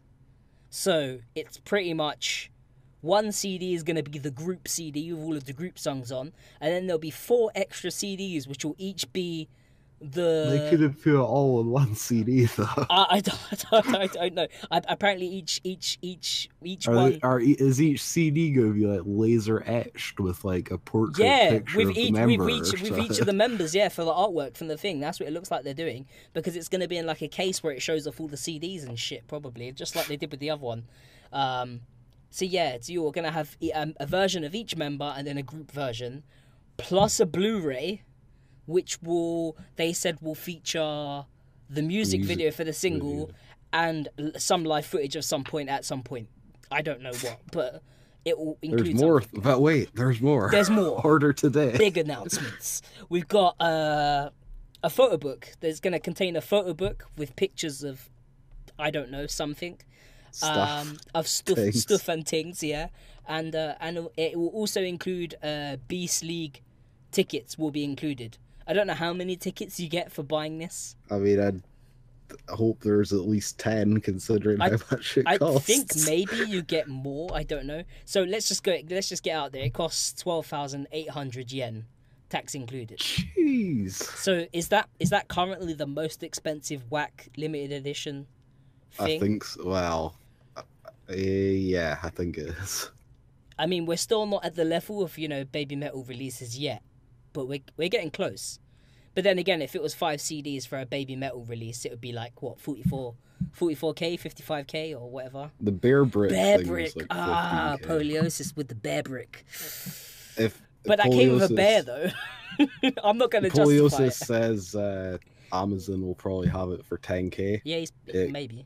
I actually pre-ordered it because I hate life and money, apparently. How much was it? Was it 10K? Without the tax, it's 11,852 yen. Still 11K. And then shipping and handling and import fees ran me another 3.5K. Jesus. It's like 15.5K, boys, if you're interested. So I'm just going to pick it up when I'm in Japan. And I would rather pay a bit extra and not have to take it home in my suitcase. I got allowances for that. I'll be fine. Don't worry. I mean, I can buy an extra suitcase, but I don't want to. So. Yeah. I'll be fine. I had plenty of room last time, so I should be alright this time. So that was the perfect, crazy 2,000 quantity limited edition part, right? And then up next, you've got the limited edition version, which is for the slightly more sensible people. The much more sensible people. Yeah. Which includes 1 CD, so not 5, but you get 1 CD. You get a DVD instead of a Blu-ray, and you also get Beast League tickets included. I don't know how many, but I'm assuming. Yeah, I think you should get 1 ticket for each 1,000 yen that the item costs. I don't know if it works like that. We never asked Ethan.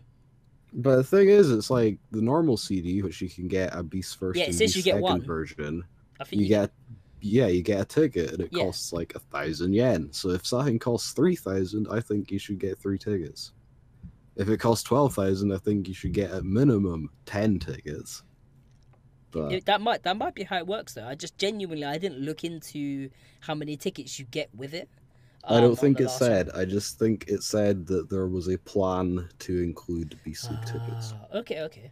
Yeah, so they're probably trying to figure out how many. And obviously, the final version is I'm not gonna say the basic bitch version, but like the standard flat across the board. Well, I mean, it's the version. Yen. Yeah, it's the version you buy if you're actually in Japan and want to get checky. Yeah. Essentially, it's the in-store version. Yeah. Yeah, essentially. Buy 3 of these and get, I don't know, a checky and maybe a handshake with someone. Yeah, basically. Pretty much, which is what I think we did last year. Yeah. So there's plenty of time to save up, guys. So. Yeah. Don't miss it. Oh my god. You have to prepare yourself against. Prepare your wallet against the pain. Well, Sean would be hating us right now, Terry. So I might just call this episode "Against the Pun" or something like that, just for a laugh. We can move on to song previews. Yay! Someone we haven't mentioned in a while, actually. So we have with Ikutsuka no Yoru Itsuku no Sayonara. Did you like what I did there? I would have read the Garry on the end by accident. So no Sayonara. So yeah, we've got dots, I guess. Is that what they're called? I don't know. Help me out, guys. Dots Tokyo dots, yeah. Yeah, so Dunno. Ikutsuka no Yoru, Ikutsuka no Sayonara is a new song that they have put out. Yeah. Is this on the release that they're doing with Tiptoe? I think so, yes. Yeah, so Dots have a new song, and it's pretty shoegaze-orific with lots of, like, fuzzy guitars and things that I really like. You can, like, describe it way better than I can because I'm not super into the whole kind of, like, it's like shoegaze thing, so I don't really know how to describe it. But it was pleasant. The fuzz pedal gets a decent workout on this song. Yeah, I thought it was pretty pleasant, actually. Kind of dreamy, kind of pop vocals, which, is kind of what you'd expect from a shoegaze song. I've never been, like, super into Dots, but when the album came out, it was available, so Album's pretty good. Yeah, I enjoyed it, and I surprised myself, really. I felt like it was a lot easier to listen to than the thing that they put out previously to that, which had all the white noise and all that sort of stuff, if you get what I mean. You know, it was called Tokyo or whatever, and it had, like, 3 or 4 songs, and it had I think that gave people inaccurate first impression. Representation, of what they were actually. I think people, they kind of thought they were way more experimental than they actually are. They can actually just make decent songs. They don't have to rely on... There's not, like, a bunch of field recordings and all this kind of stuff. I don't mind that sort of stuff in, like, small segments and, like, skits and in interludes. That's fine, but I don't want an album packed with that. Like, otherwise I'd just go and listen to that by itself, you know what I mean? But yeah, so, I mean, I like the song. I don't know if it's experimental enough for some of the people that were hyping Dots up initially, but, But it's pleasantly enjoyable. Thing is, it's like, when their album came out, I was like, oh, this is really good. I'd go see them. And people were like, why would you go see Dots? It's like, it's going to be this, like, weird live experience. I mean, like, no, it's not. I don't know if they've kind of, like, toned that down.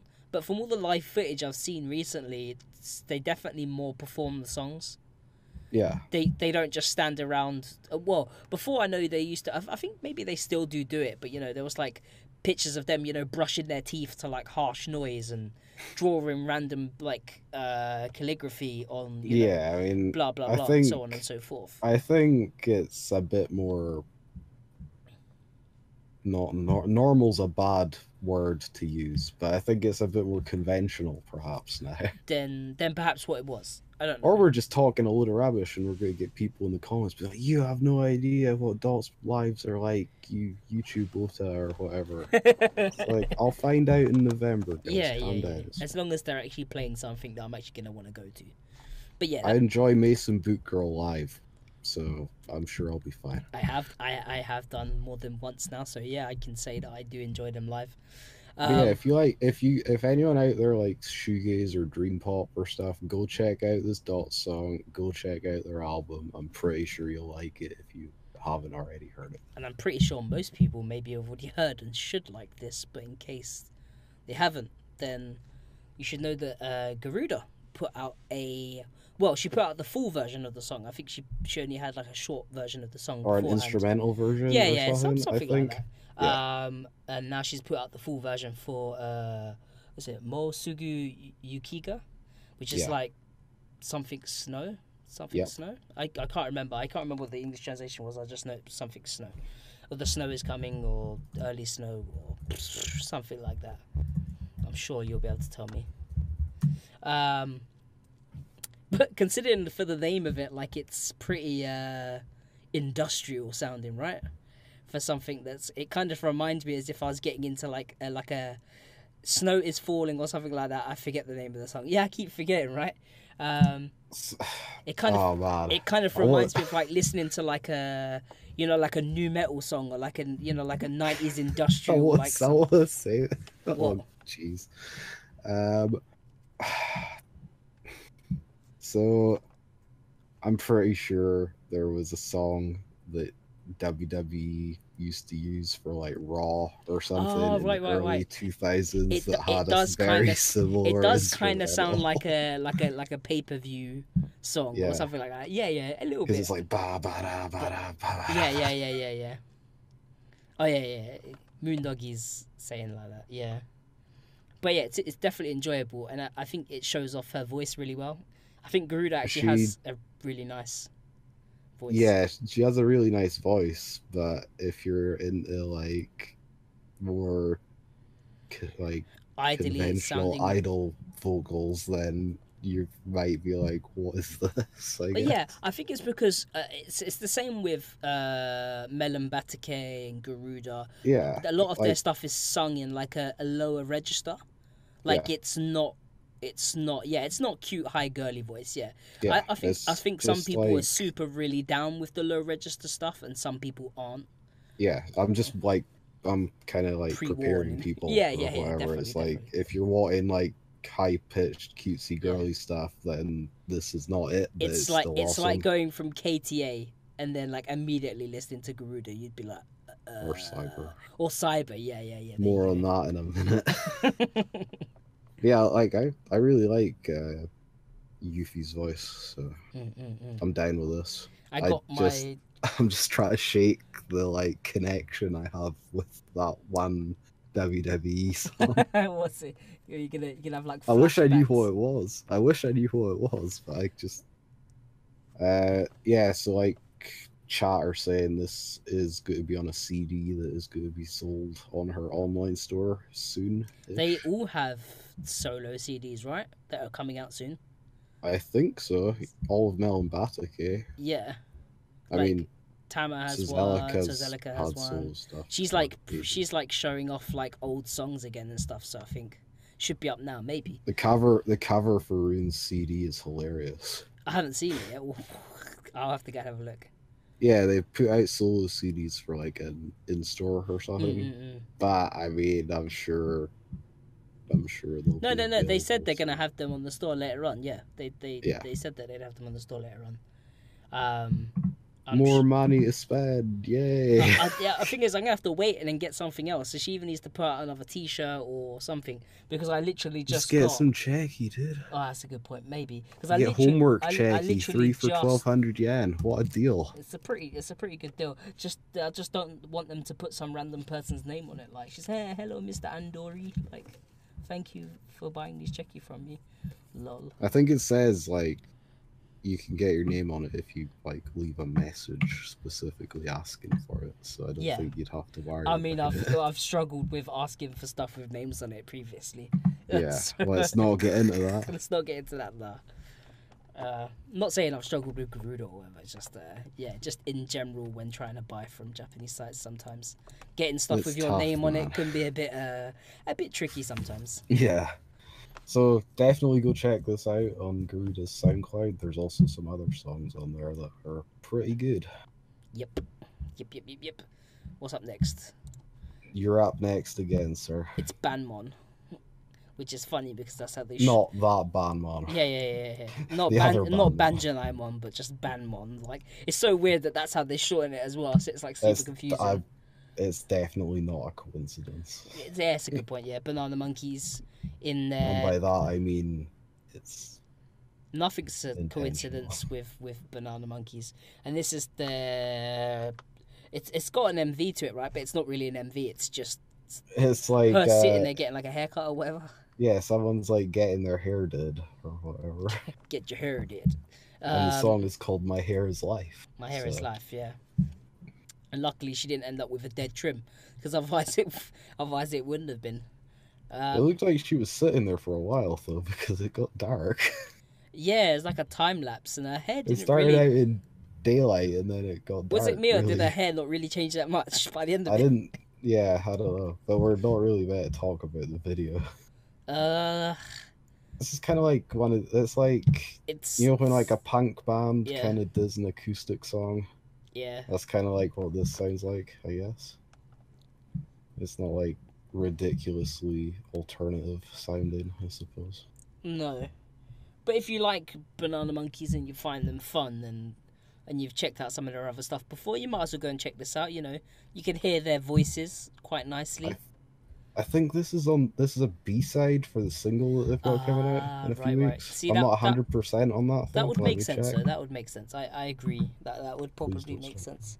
Does it say anything in the description from the video? Because No, it doesn't. don't worry about it. We'll just Yeah, we'll assume to presume that it probably is, as we usually do. so yeah, it's kind of like an acoustic kind of like punk kind of thing. Yeah. It's the best way I can think to describe it. Mm-hmm. It's pretty cool. Not necessarily the type of thing that the people listening to this podcast are probably looking Their for. album was pretty good though. Yeah, it was. Their I album's really wish that I had like got around to writing about it, but yeah. I was kind of like such is I kind of life. liked one of the songs, and I was kind of like, I'll check out the rest, I guess. And yeah, there was like a good like 3 or 4 songs that I was like, oh okay, like I actually quite enjoyed Yeah, this, and I wasn't expecting that. So yeah, it's like I think it's gonna fly under a lot of radars.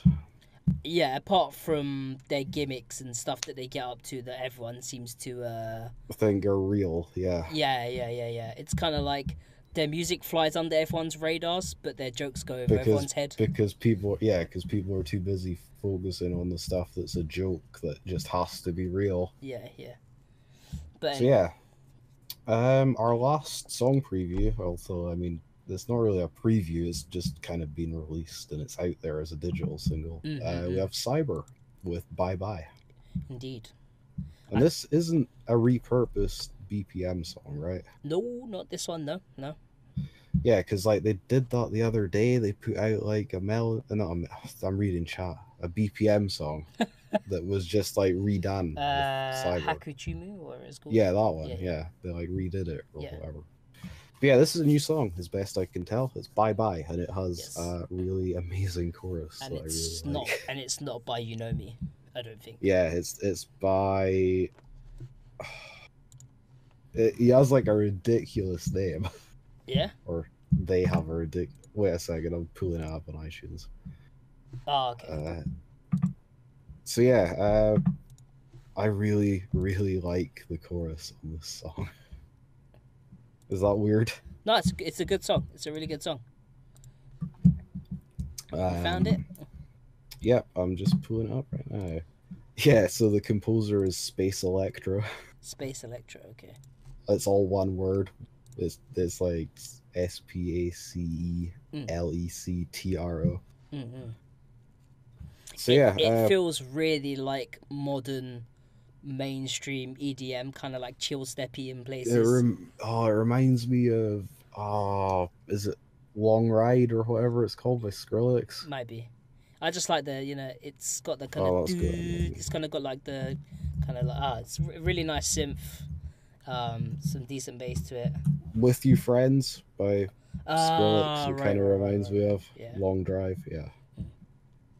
But yeah, I like the kind of vocal sample that they have. You know, the bye. Yeah. Yeah. Why doesn't this have a music video? That's what I want to know. I would assume that this will get a music video. It's like the best cyber song I've heard in ages. Because it's not a rehash. It's not a rehash. It's not You Know Me. It's because he's not trying anything new. I don't. At least with Cyber, he doesn't seem to be trying anything new. He seems like he's given it a go because he's also been working with Happy Kurukuru, who are now up to 4 members. We covered that a while ago. But he seems like he's been trying stuff with them and, bringing, the kind of crazy breakdown bits and, bringing bits in and out during the songs from different genres, which seems really cool. But Cyber seem very set on their sound, if that makes sense. Like, you hear it and you go, that's You Know Me, but then you hear it and you go, that's You Know Me making a cyber song. I heard this and I was like, this is definitely not You Know Me. No, yeah. Immediately. Yeah, I was like, yeah, like I it, was like, damn, this is fresh. yeah. Um, but yeah, Yeah, like if Cyber's whole people like haven't heard this, they need to hear it. yeah, I feel like it might give some people a fresh perspective on Cyber's If you music. haven't liked Cyber up to this point, you should listen to this song. I'm not saying it's gonna change anyone's opinion, like, or It could. It potentially. I mean, if you're just not a fan of EDM in general, then Cyber, of Well, course, is yeah, probably obviously. not gonna be for you. But maybe if you was just getting, maybe if you weren't a fan of You Know Me's production style, maybe this will be a bit different. It's got some pretty nice, kind of like standard singing in it. I would say, kind of less sung the way that tuned and like vocoded and stuff. A little bit, but yeah, a little bit less. I don't like I don't really know. I don't really know yeah. what Cyber's kind of like singing credentials really are live. I don't really know in it. Like, I'm not gonna speak. Yeah, I don't know. I've never seen them live, so no, I haven't. No, I've seen like footage and stuff like that, and they had their big one man the other day, didn't they? You could buy like, what was it, 30 tickets for 30,000 yen? Was it 30 tickets for 30k yen? I don't know. So it was something ridiculous. Yeah, and I think someone was offering to give out the tickets for anyone who was in Japan, obviously they was offering to give out tickets. You could, if you were in Japan, you could basically go to have no issue going to that show. Yeah, pretty much. Which was really cool, and I think a bunch of foreign fans, a big bunch of foreign fans. I saw that show. A photo of like at least a dozen people, so that was pretty cool. Yeah, really, really, really cool. So it seems like Cyber's definitely got a bit of a foreign following, even though half of them were probably living in Japan. Oh, no way, is this actually the song? It might be. We'll check that out later. But that's pretty much it for song previews. All we've really got left now is videos. So yeah, this week's actually gone pretty smoothly. I know we're running a little bit over time, but what's time when it's a Saturday and we've got nothing to do and we're catching up on Speak for yourself, a UFC show just started. Let's hurry up. Yeah, but you never watched the preliminary stuff anyway. You always tell me it's rubbish. Right, let's move on to you videos. Say that like it's not open in another tab. I should have done that. Music videos, yay! Hey, so hopefully I muted them all. First we have. Oh, that'd be awkward. No, I did. Don't worry, Dora. Koutei Camera Girl Drei. Did I say it right? I don't know. With Slowly World, I'll hear all about it. Maybe that was right. I don't know. That pronunciation was a bit dry. I think I'm not sure. Oh jeez. See, people are saying Drei. Drei. I don't know. Koutei Camera Girl Drei. John. If John was here, he'd be correct. John's our German expert, I guess. Anyway, more importantly, I quite like this song. Bro, the mini album's sick. The mini album's really good. It's on iTunes, by the way. I say I quite like it because not sure about the rapping. What? But nah, yeah, it's a bit chilled. It's a bit chilled. There's better rapping on other songs, but I feel like the singing vocalists that they have in this iteration of Camera Girl are quite nice. I don't really like idol rap in general. I feel like, apart from some very specific cases, so I think it might just be my kind of. I would check out the rest of the album to find the stuff that's got more trance to it. There's some songs that have more kind of like trancey based stuff in it. Don't get me wrong, I love the clean, normal singing on this. It's great. But yeah, music video is a bit basic, I suppose, in like not in the really negative sense, but there's it's like lots of outdoor shots and stuff like that. They're just like walking around. They had the smoke flare things or whatever they're called. Yeah, what's all that about? Is that their member colors? I don't know. They're all orange, or all most orange? of it was orange. Yeah, they're all orange. I don't know. That was kind of random. Oh well. Maybe they, there was like a deal in Don Quixote if you bought like 3 of the same color. Maybe. Who knows? I'm not really sure about the whole thing where they bring in like a bunch of other people to dance with them. That was a bit random. Yeah, I don't know. It is what it is. I think Them like Koutei and like vibing in the izukaya or whatever was kind of funny. yeah, I don't know. Tape stock always they kind of do their own thing in it, like with their music. I just really enjoy the album, and like, if people like this song, even remotely like parts of this song, go and check out the mini album just because it has this and so much more in all different sorts of styles and other stuff going on. It's pretty crazy. I think it's called A New Way of Loving. Don't be put off by the title. Isn't it loving with a yeah, with an IN apostrophe. New way of loving. That's kind of fun. It's a new way of loving, baby. Yeah.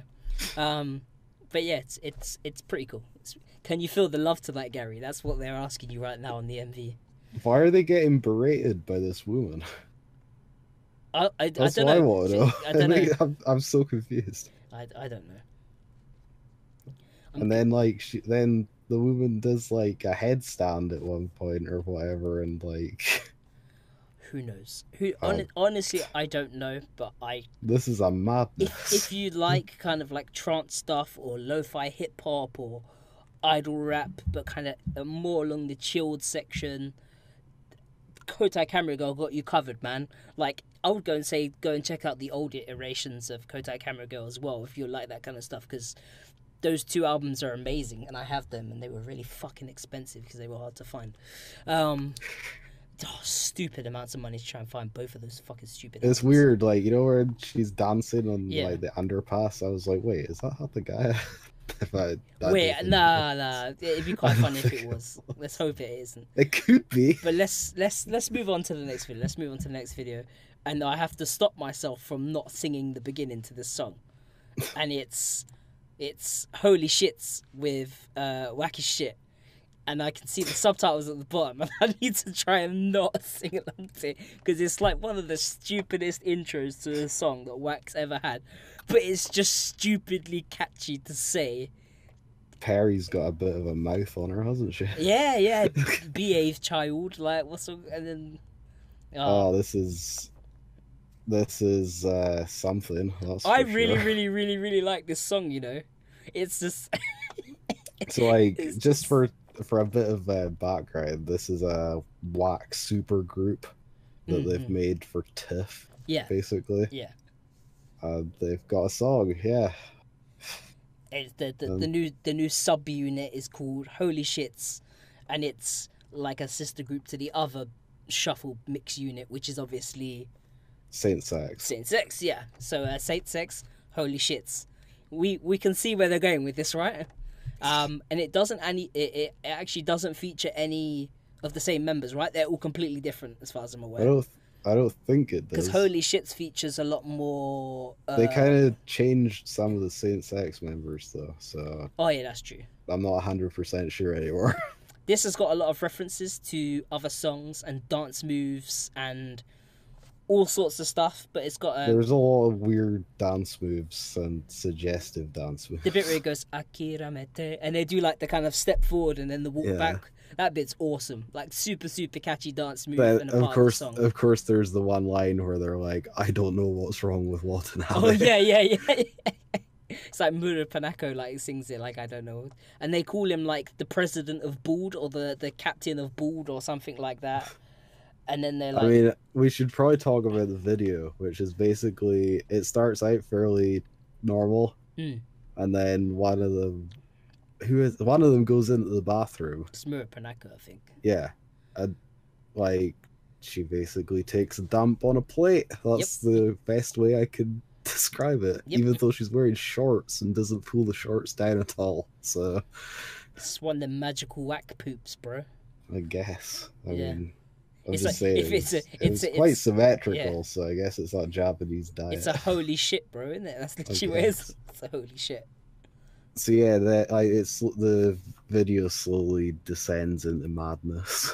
Like flies flying around. CGI flies, and then they all sit down at a dinner table and eat their own shit.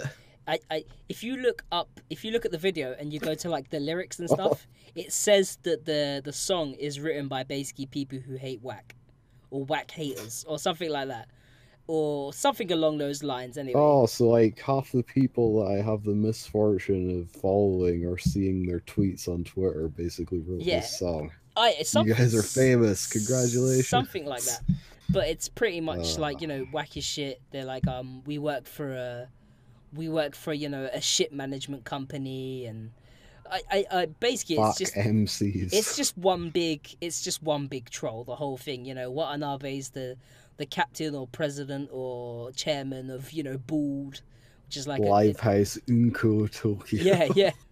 Like, the whole thing's just one big, you know. They basically like it's a shit management company that we work for, and everything's fucked up and all this other stuff. Pretty much the whole song's just one bit. There's a lot of swearing and a lot of, you know, use of the word shit, and you know, they're like, oh, you know, I did kind of enjoy the shots, like basically looking up from the toilet bowl and their heads are like, yeah, it's pretty funny over the toilet and stuff. And I mean, what's interesting is that you actually get to hear Muda Panako actually sing, like, and give it some welly, because previously in the song, in the Beast's second song, she only gets like a small bit, and it's like a really kind of just more of a spoken casual singy bit.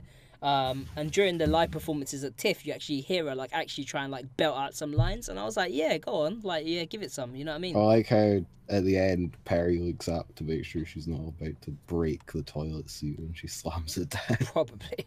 Let's move on to the next video, Annie, because that was and what a video it is. It's Zenbu Kimi no Seida with Jesus. On you go. I'll do it if you can. Mesu Genome Phenomenon. Is that there you go. Something Try like saying that 5 times fast. Nah, you're alright. I could say Zen Kimi plenty of times. But yeah, man. It's a great tune. If these 4 were presented to me as my surgeons, I would definitely be self-checking myself out of that hospital. Yeah. I'd be escaping in a wheelchair down the road.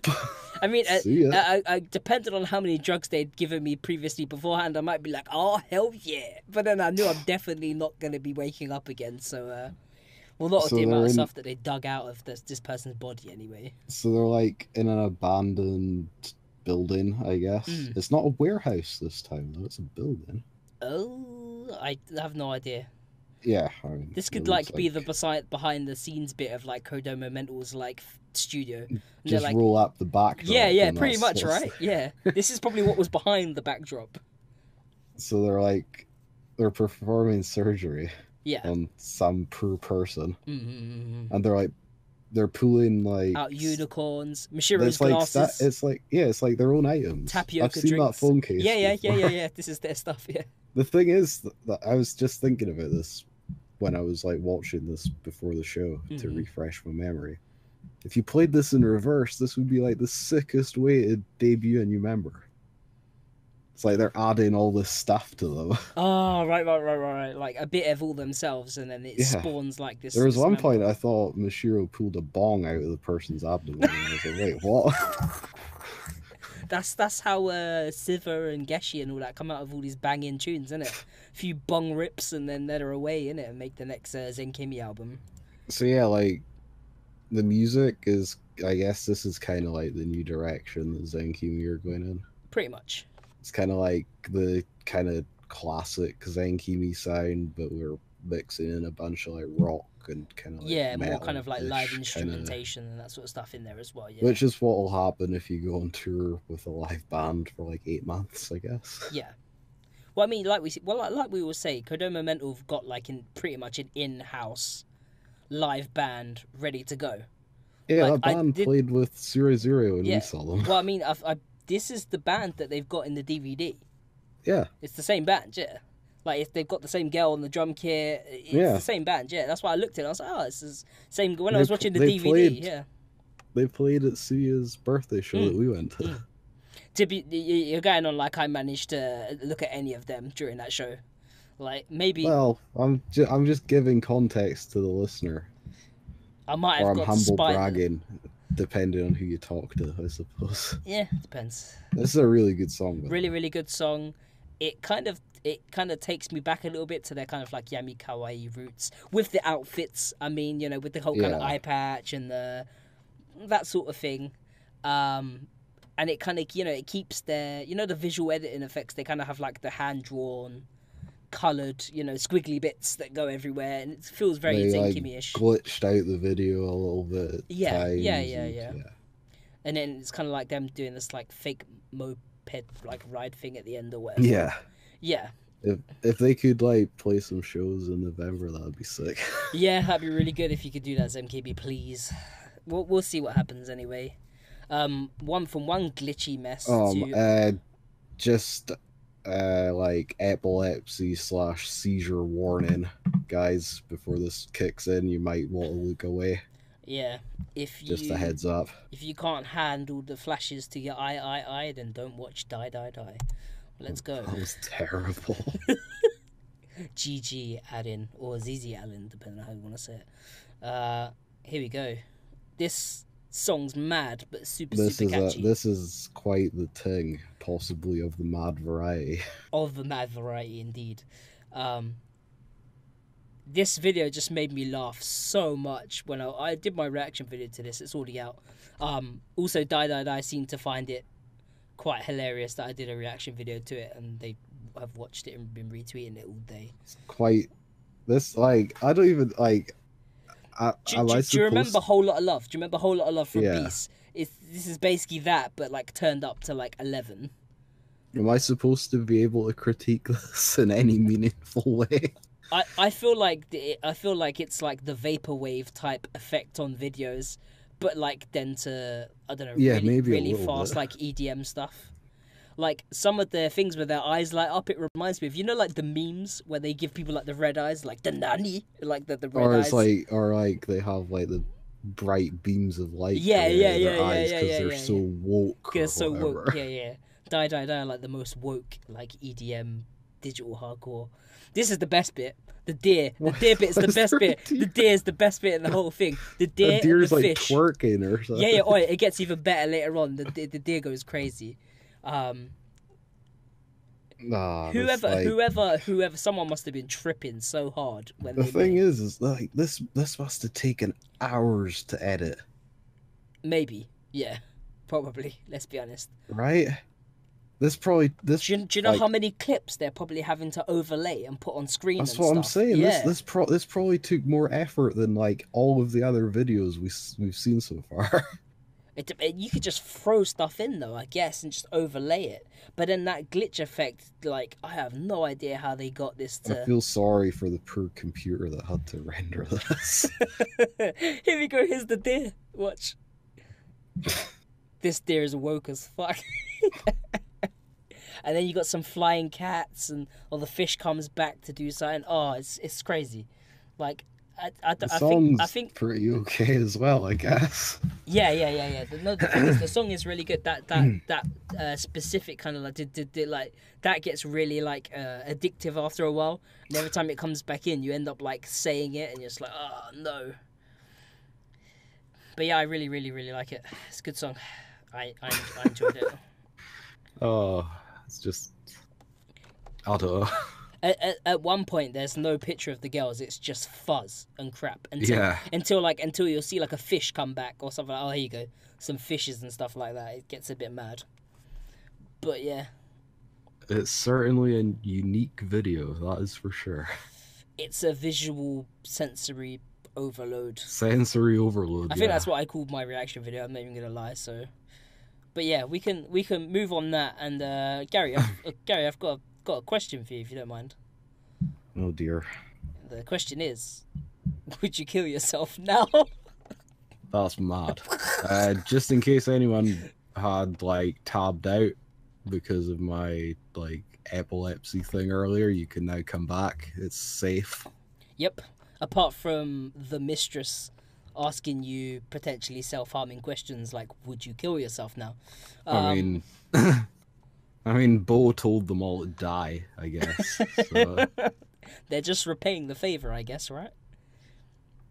We're back in a warehouse, guys.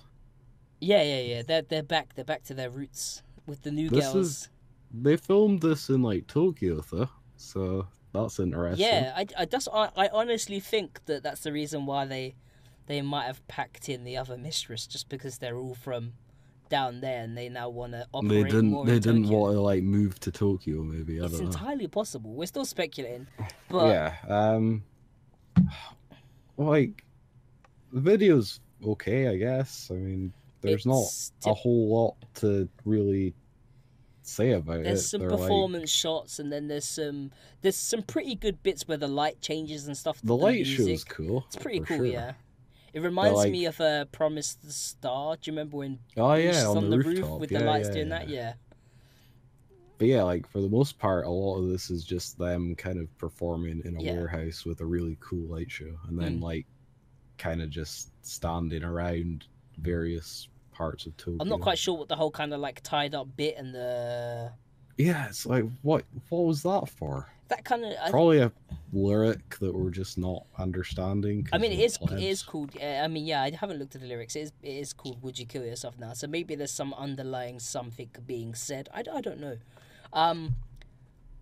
It's quite interesting because yes, it does sound a little bit. There's like, lots of vocoder. There's vocoder in it, Lots. but the thing is, this isn't with Passcode's producer. So the other mistress did actually have a song that was produced by Passcode's producer, but this actually isn't. This is actually produced by what's his name?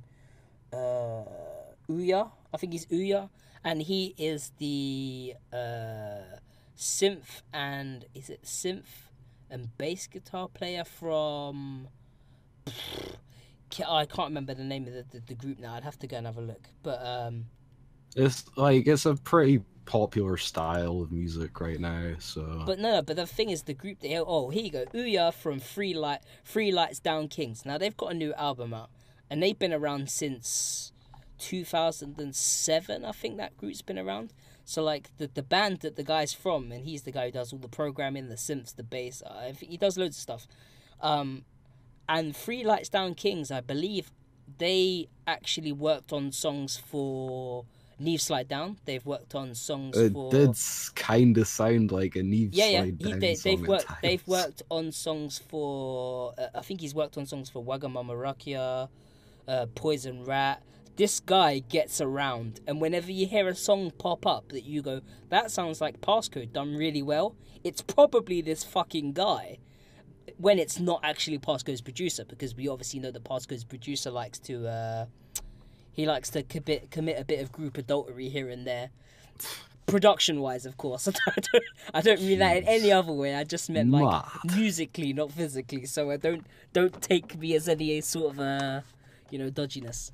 But yeah, he likes to get around, and so does this other guy. I feel like this kind of whole this electro rock thing's just really popular at the moment, and there's a lot of bands that are doing it, not just idol groups. I think a lot of people. Oh, there's tons of bands doing it, dude. Tons of bands. I mean, you've got biggest one that I'm thinking of, Crossfaith. Crossfaith are massive into the electro rock stuff, right? Fear and Loathing. Fear and Loathing.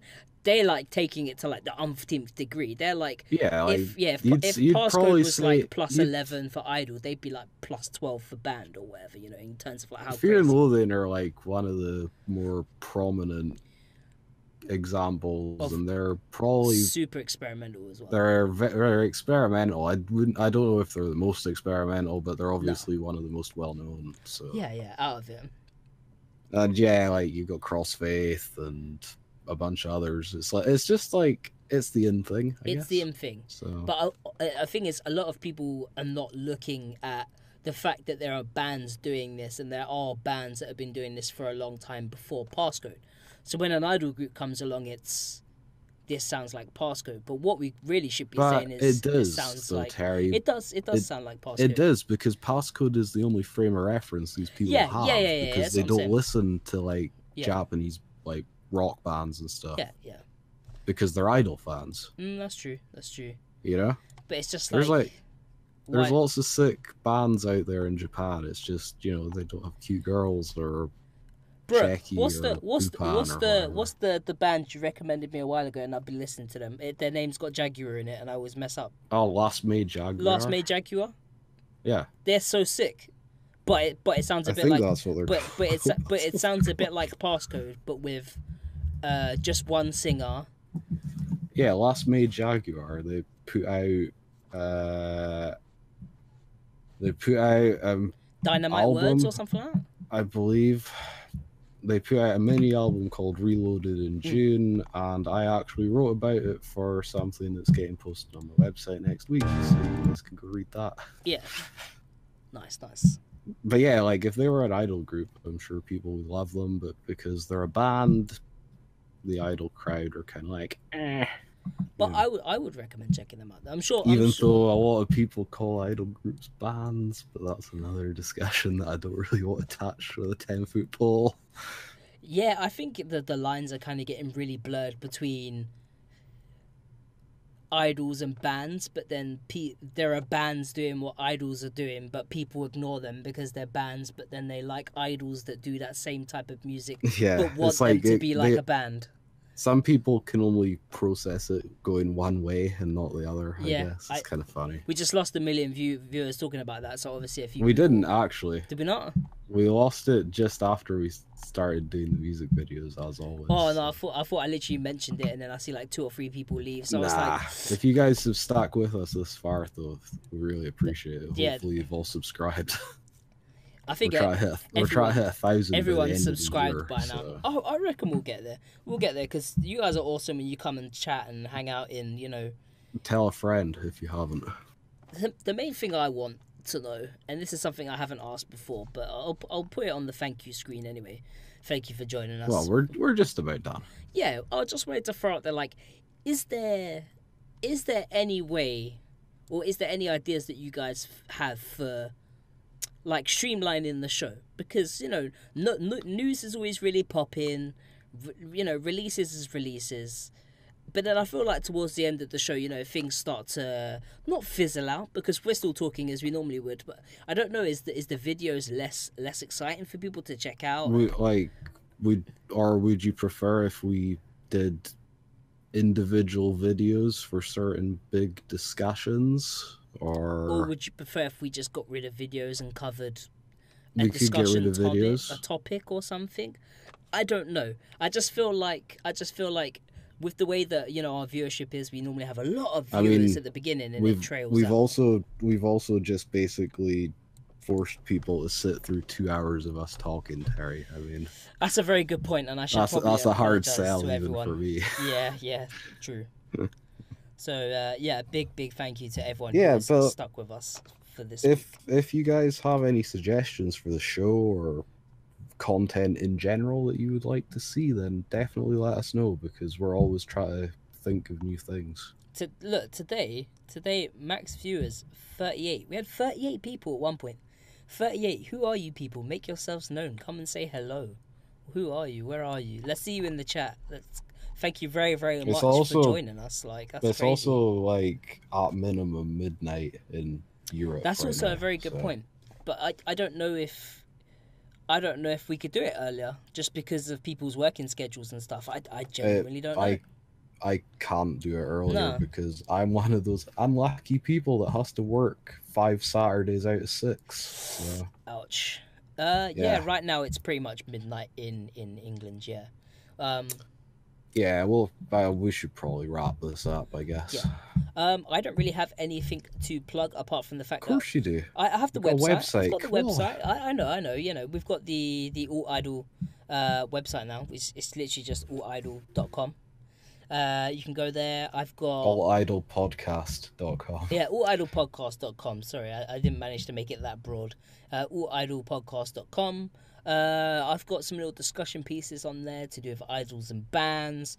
I've got guides on Chica stuff. Corner. Oh yeah, I was going to get to that one minute. I've got guides at the moment for Zen Market, and also backing people on Muevo, like the Burst Girl thing.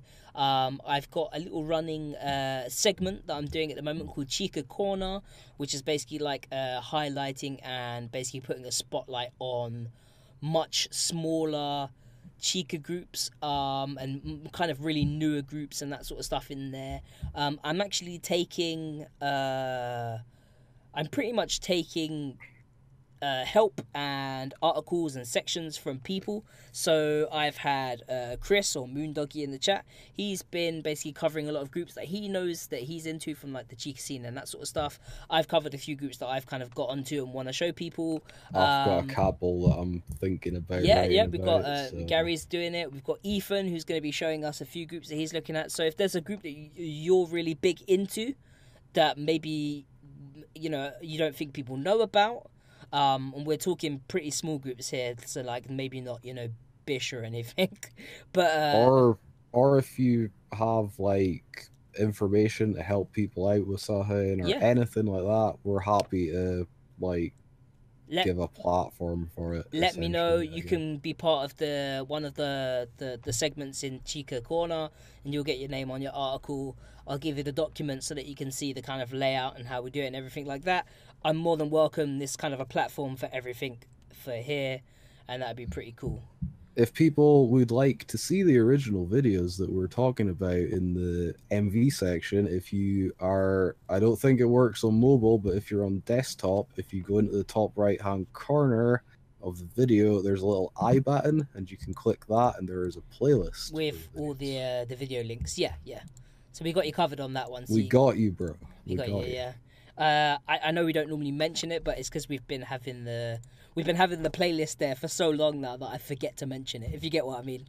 So yeah. I probably should start mentioning the fact that we have the playlist for the videos there if people do need them. I'll have to remember to start saying that again. Apologies on that one. They are there if you want to check them out. I will start letting people know before we get through to the MV so you guys can listen to the sound why we go through it, because that might make things better. Maybe. Just a thought, right? Is there anything that you want to say before we head off, Gary? Oh, I've obviously got things to show. Go on, as I'm sure most people know, although we have had quite a few new subscribers recently, so, new people, right? I operate a website called idolishshit.com. I review typically one idol release per week, although recently it has been more than one because I'm trying to catch up with a bunch of older stuff that's just kind of fallen through the cracks, if you like. Oh, that's interesting. I'll have to look at that later.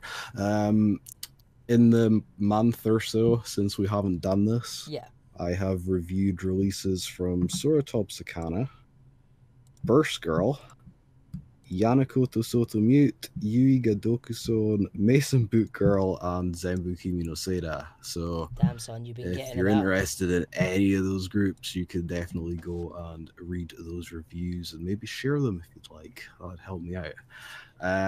This coming week, I am going to be posting my Q2 of 2018 non-idol releases that I liked. It's a thing I do every 3 to 4 months, although this one's kind of late, where basically I just write a paragraph or so about each non-idol release that I enjoyed from the previous quarter. I've enjoyed them, and I've found a few new groups or projects that I like from it before, so it's like if I found it useful, maybe you guys could find something you enjoy from it as well. So there's usually like a bunch of like metal and shoegaze and indie pop and stuff. It's definitely it's a varied list. That's what I liked about it. It kind of covered a lot of different things, so I was able to find something that I particularly liked. So I'm sure there'll be something that most of you out there could enjoy in that list somewhere. Yeah, I cover a wide range, so hopefully there is something for everyone. Apart from that, you can find the website on Twitter at idolishshit. I still don't know how that hasn't become an issue yet. And yeah, so basically just site updates, what I consider to be funny tweets, but hey, everyone's a critic. And yeah, that's pretty much it. Drop a follow on Twitter, I'd appreciate it. And check out John's website, Straight from Japan. There's hyphens in there. He's been doing the Bis League thing and some Yeah, other bits Bis and League bobs. stuff. He's been posting about MISTRESS. Pretty much any of the kind of news source stuff that we normally use is normally from John's articles, and then Or we'll just pad it's things out a bit. Or it's from things that are posted in our Facebook group, Alternative iDOL. Go join up and join the discussion, because a lot of people are really quiet lately for some reason. So Yeah, I'm not quite sure why. get some new people in there, get some I conversations think everyone's rolling. just busy watching TIFF, maybe. I don't know. Who knows? Just definitely don't post illegal streaming links. That's not a good start to your membership of the group. Yeah, there's a few rules for the group. Go and check it out there. I would disagree. I would say there's a lot going on. There's just people not being interested in the stuff that maybe particularly we're interested in right now. Yeah, that's pretty much. There's a lot of That's fine. There's a lot of stuff going on in smaller groups, and not so much stuff going on in the bigger groups. And I feel like some people might need to expand their horizons, delve a bit deeper, push yourself, find something new. But anyway, so that's pretty much it for this podcast, guys. We've almost managed to get rid of all of our live viewers, so I guess we should probably stop soon. Hey man, we still got 16 people with us. A big thank you. And we will see you on the next podcast, which will either be next week or the week after, depending on what happens. We just depends. Should have someone on the show with us, we think, but we'll have to see what happens with that. Schedules permitting and all that fun stuff. Yeah. So yeah. Cool. So it's been awesome seeing you guys. It's been a while. Thank you for everyone who joined us in the chat. And I had fun. I hope you did, Gary, as usual. I did, yeah. So awesome show. Thank you very much, guys. We'll catch you on the next one. Bye bye. See ya.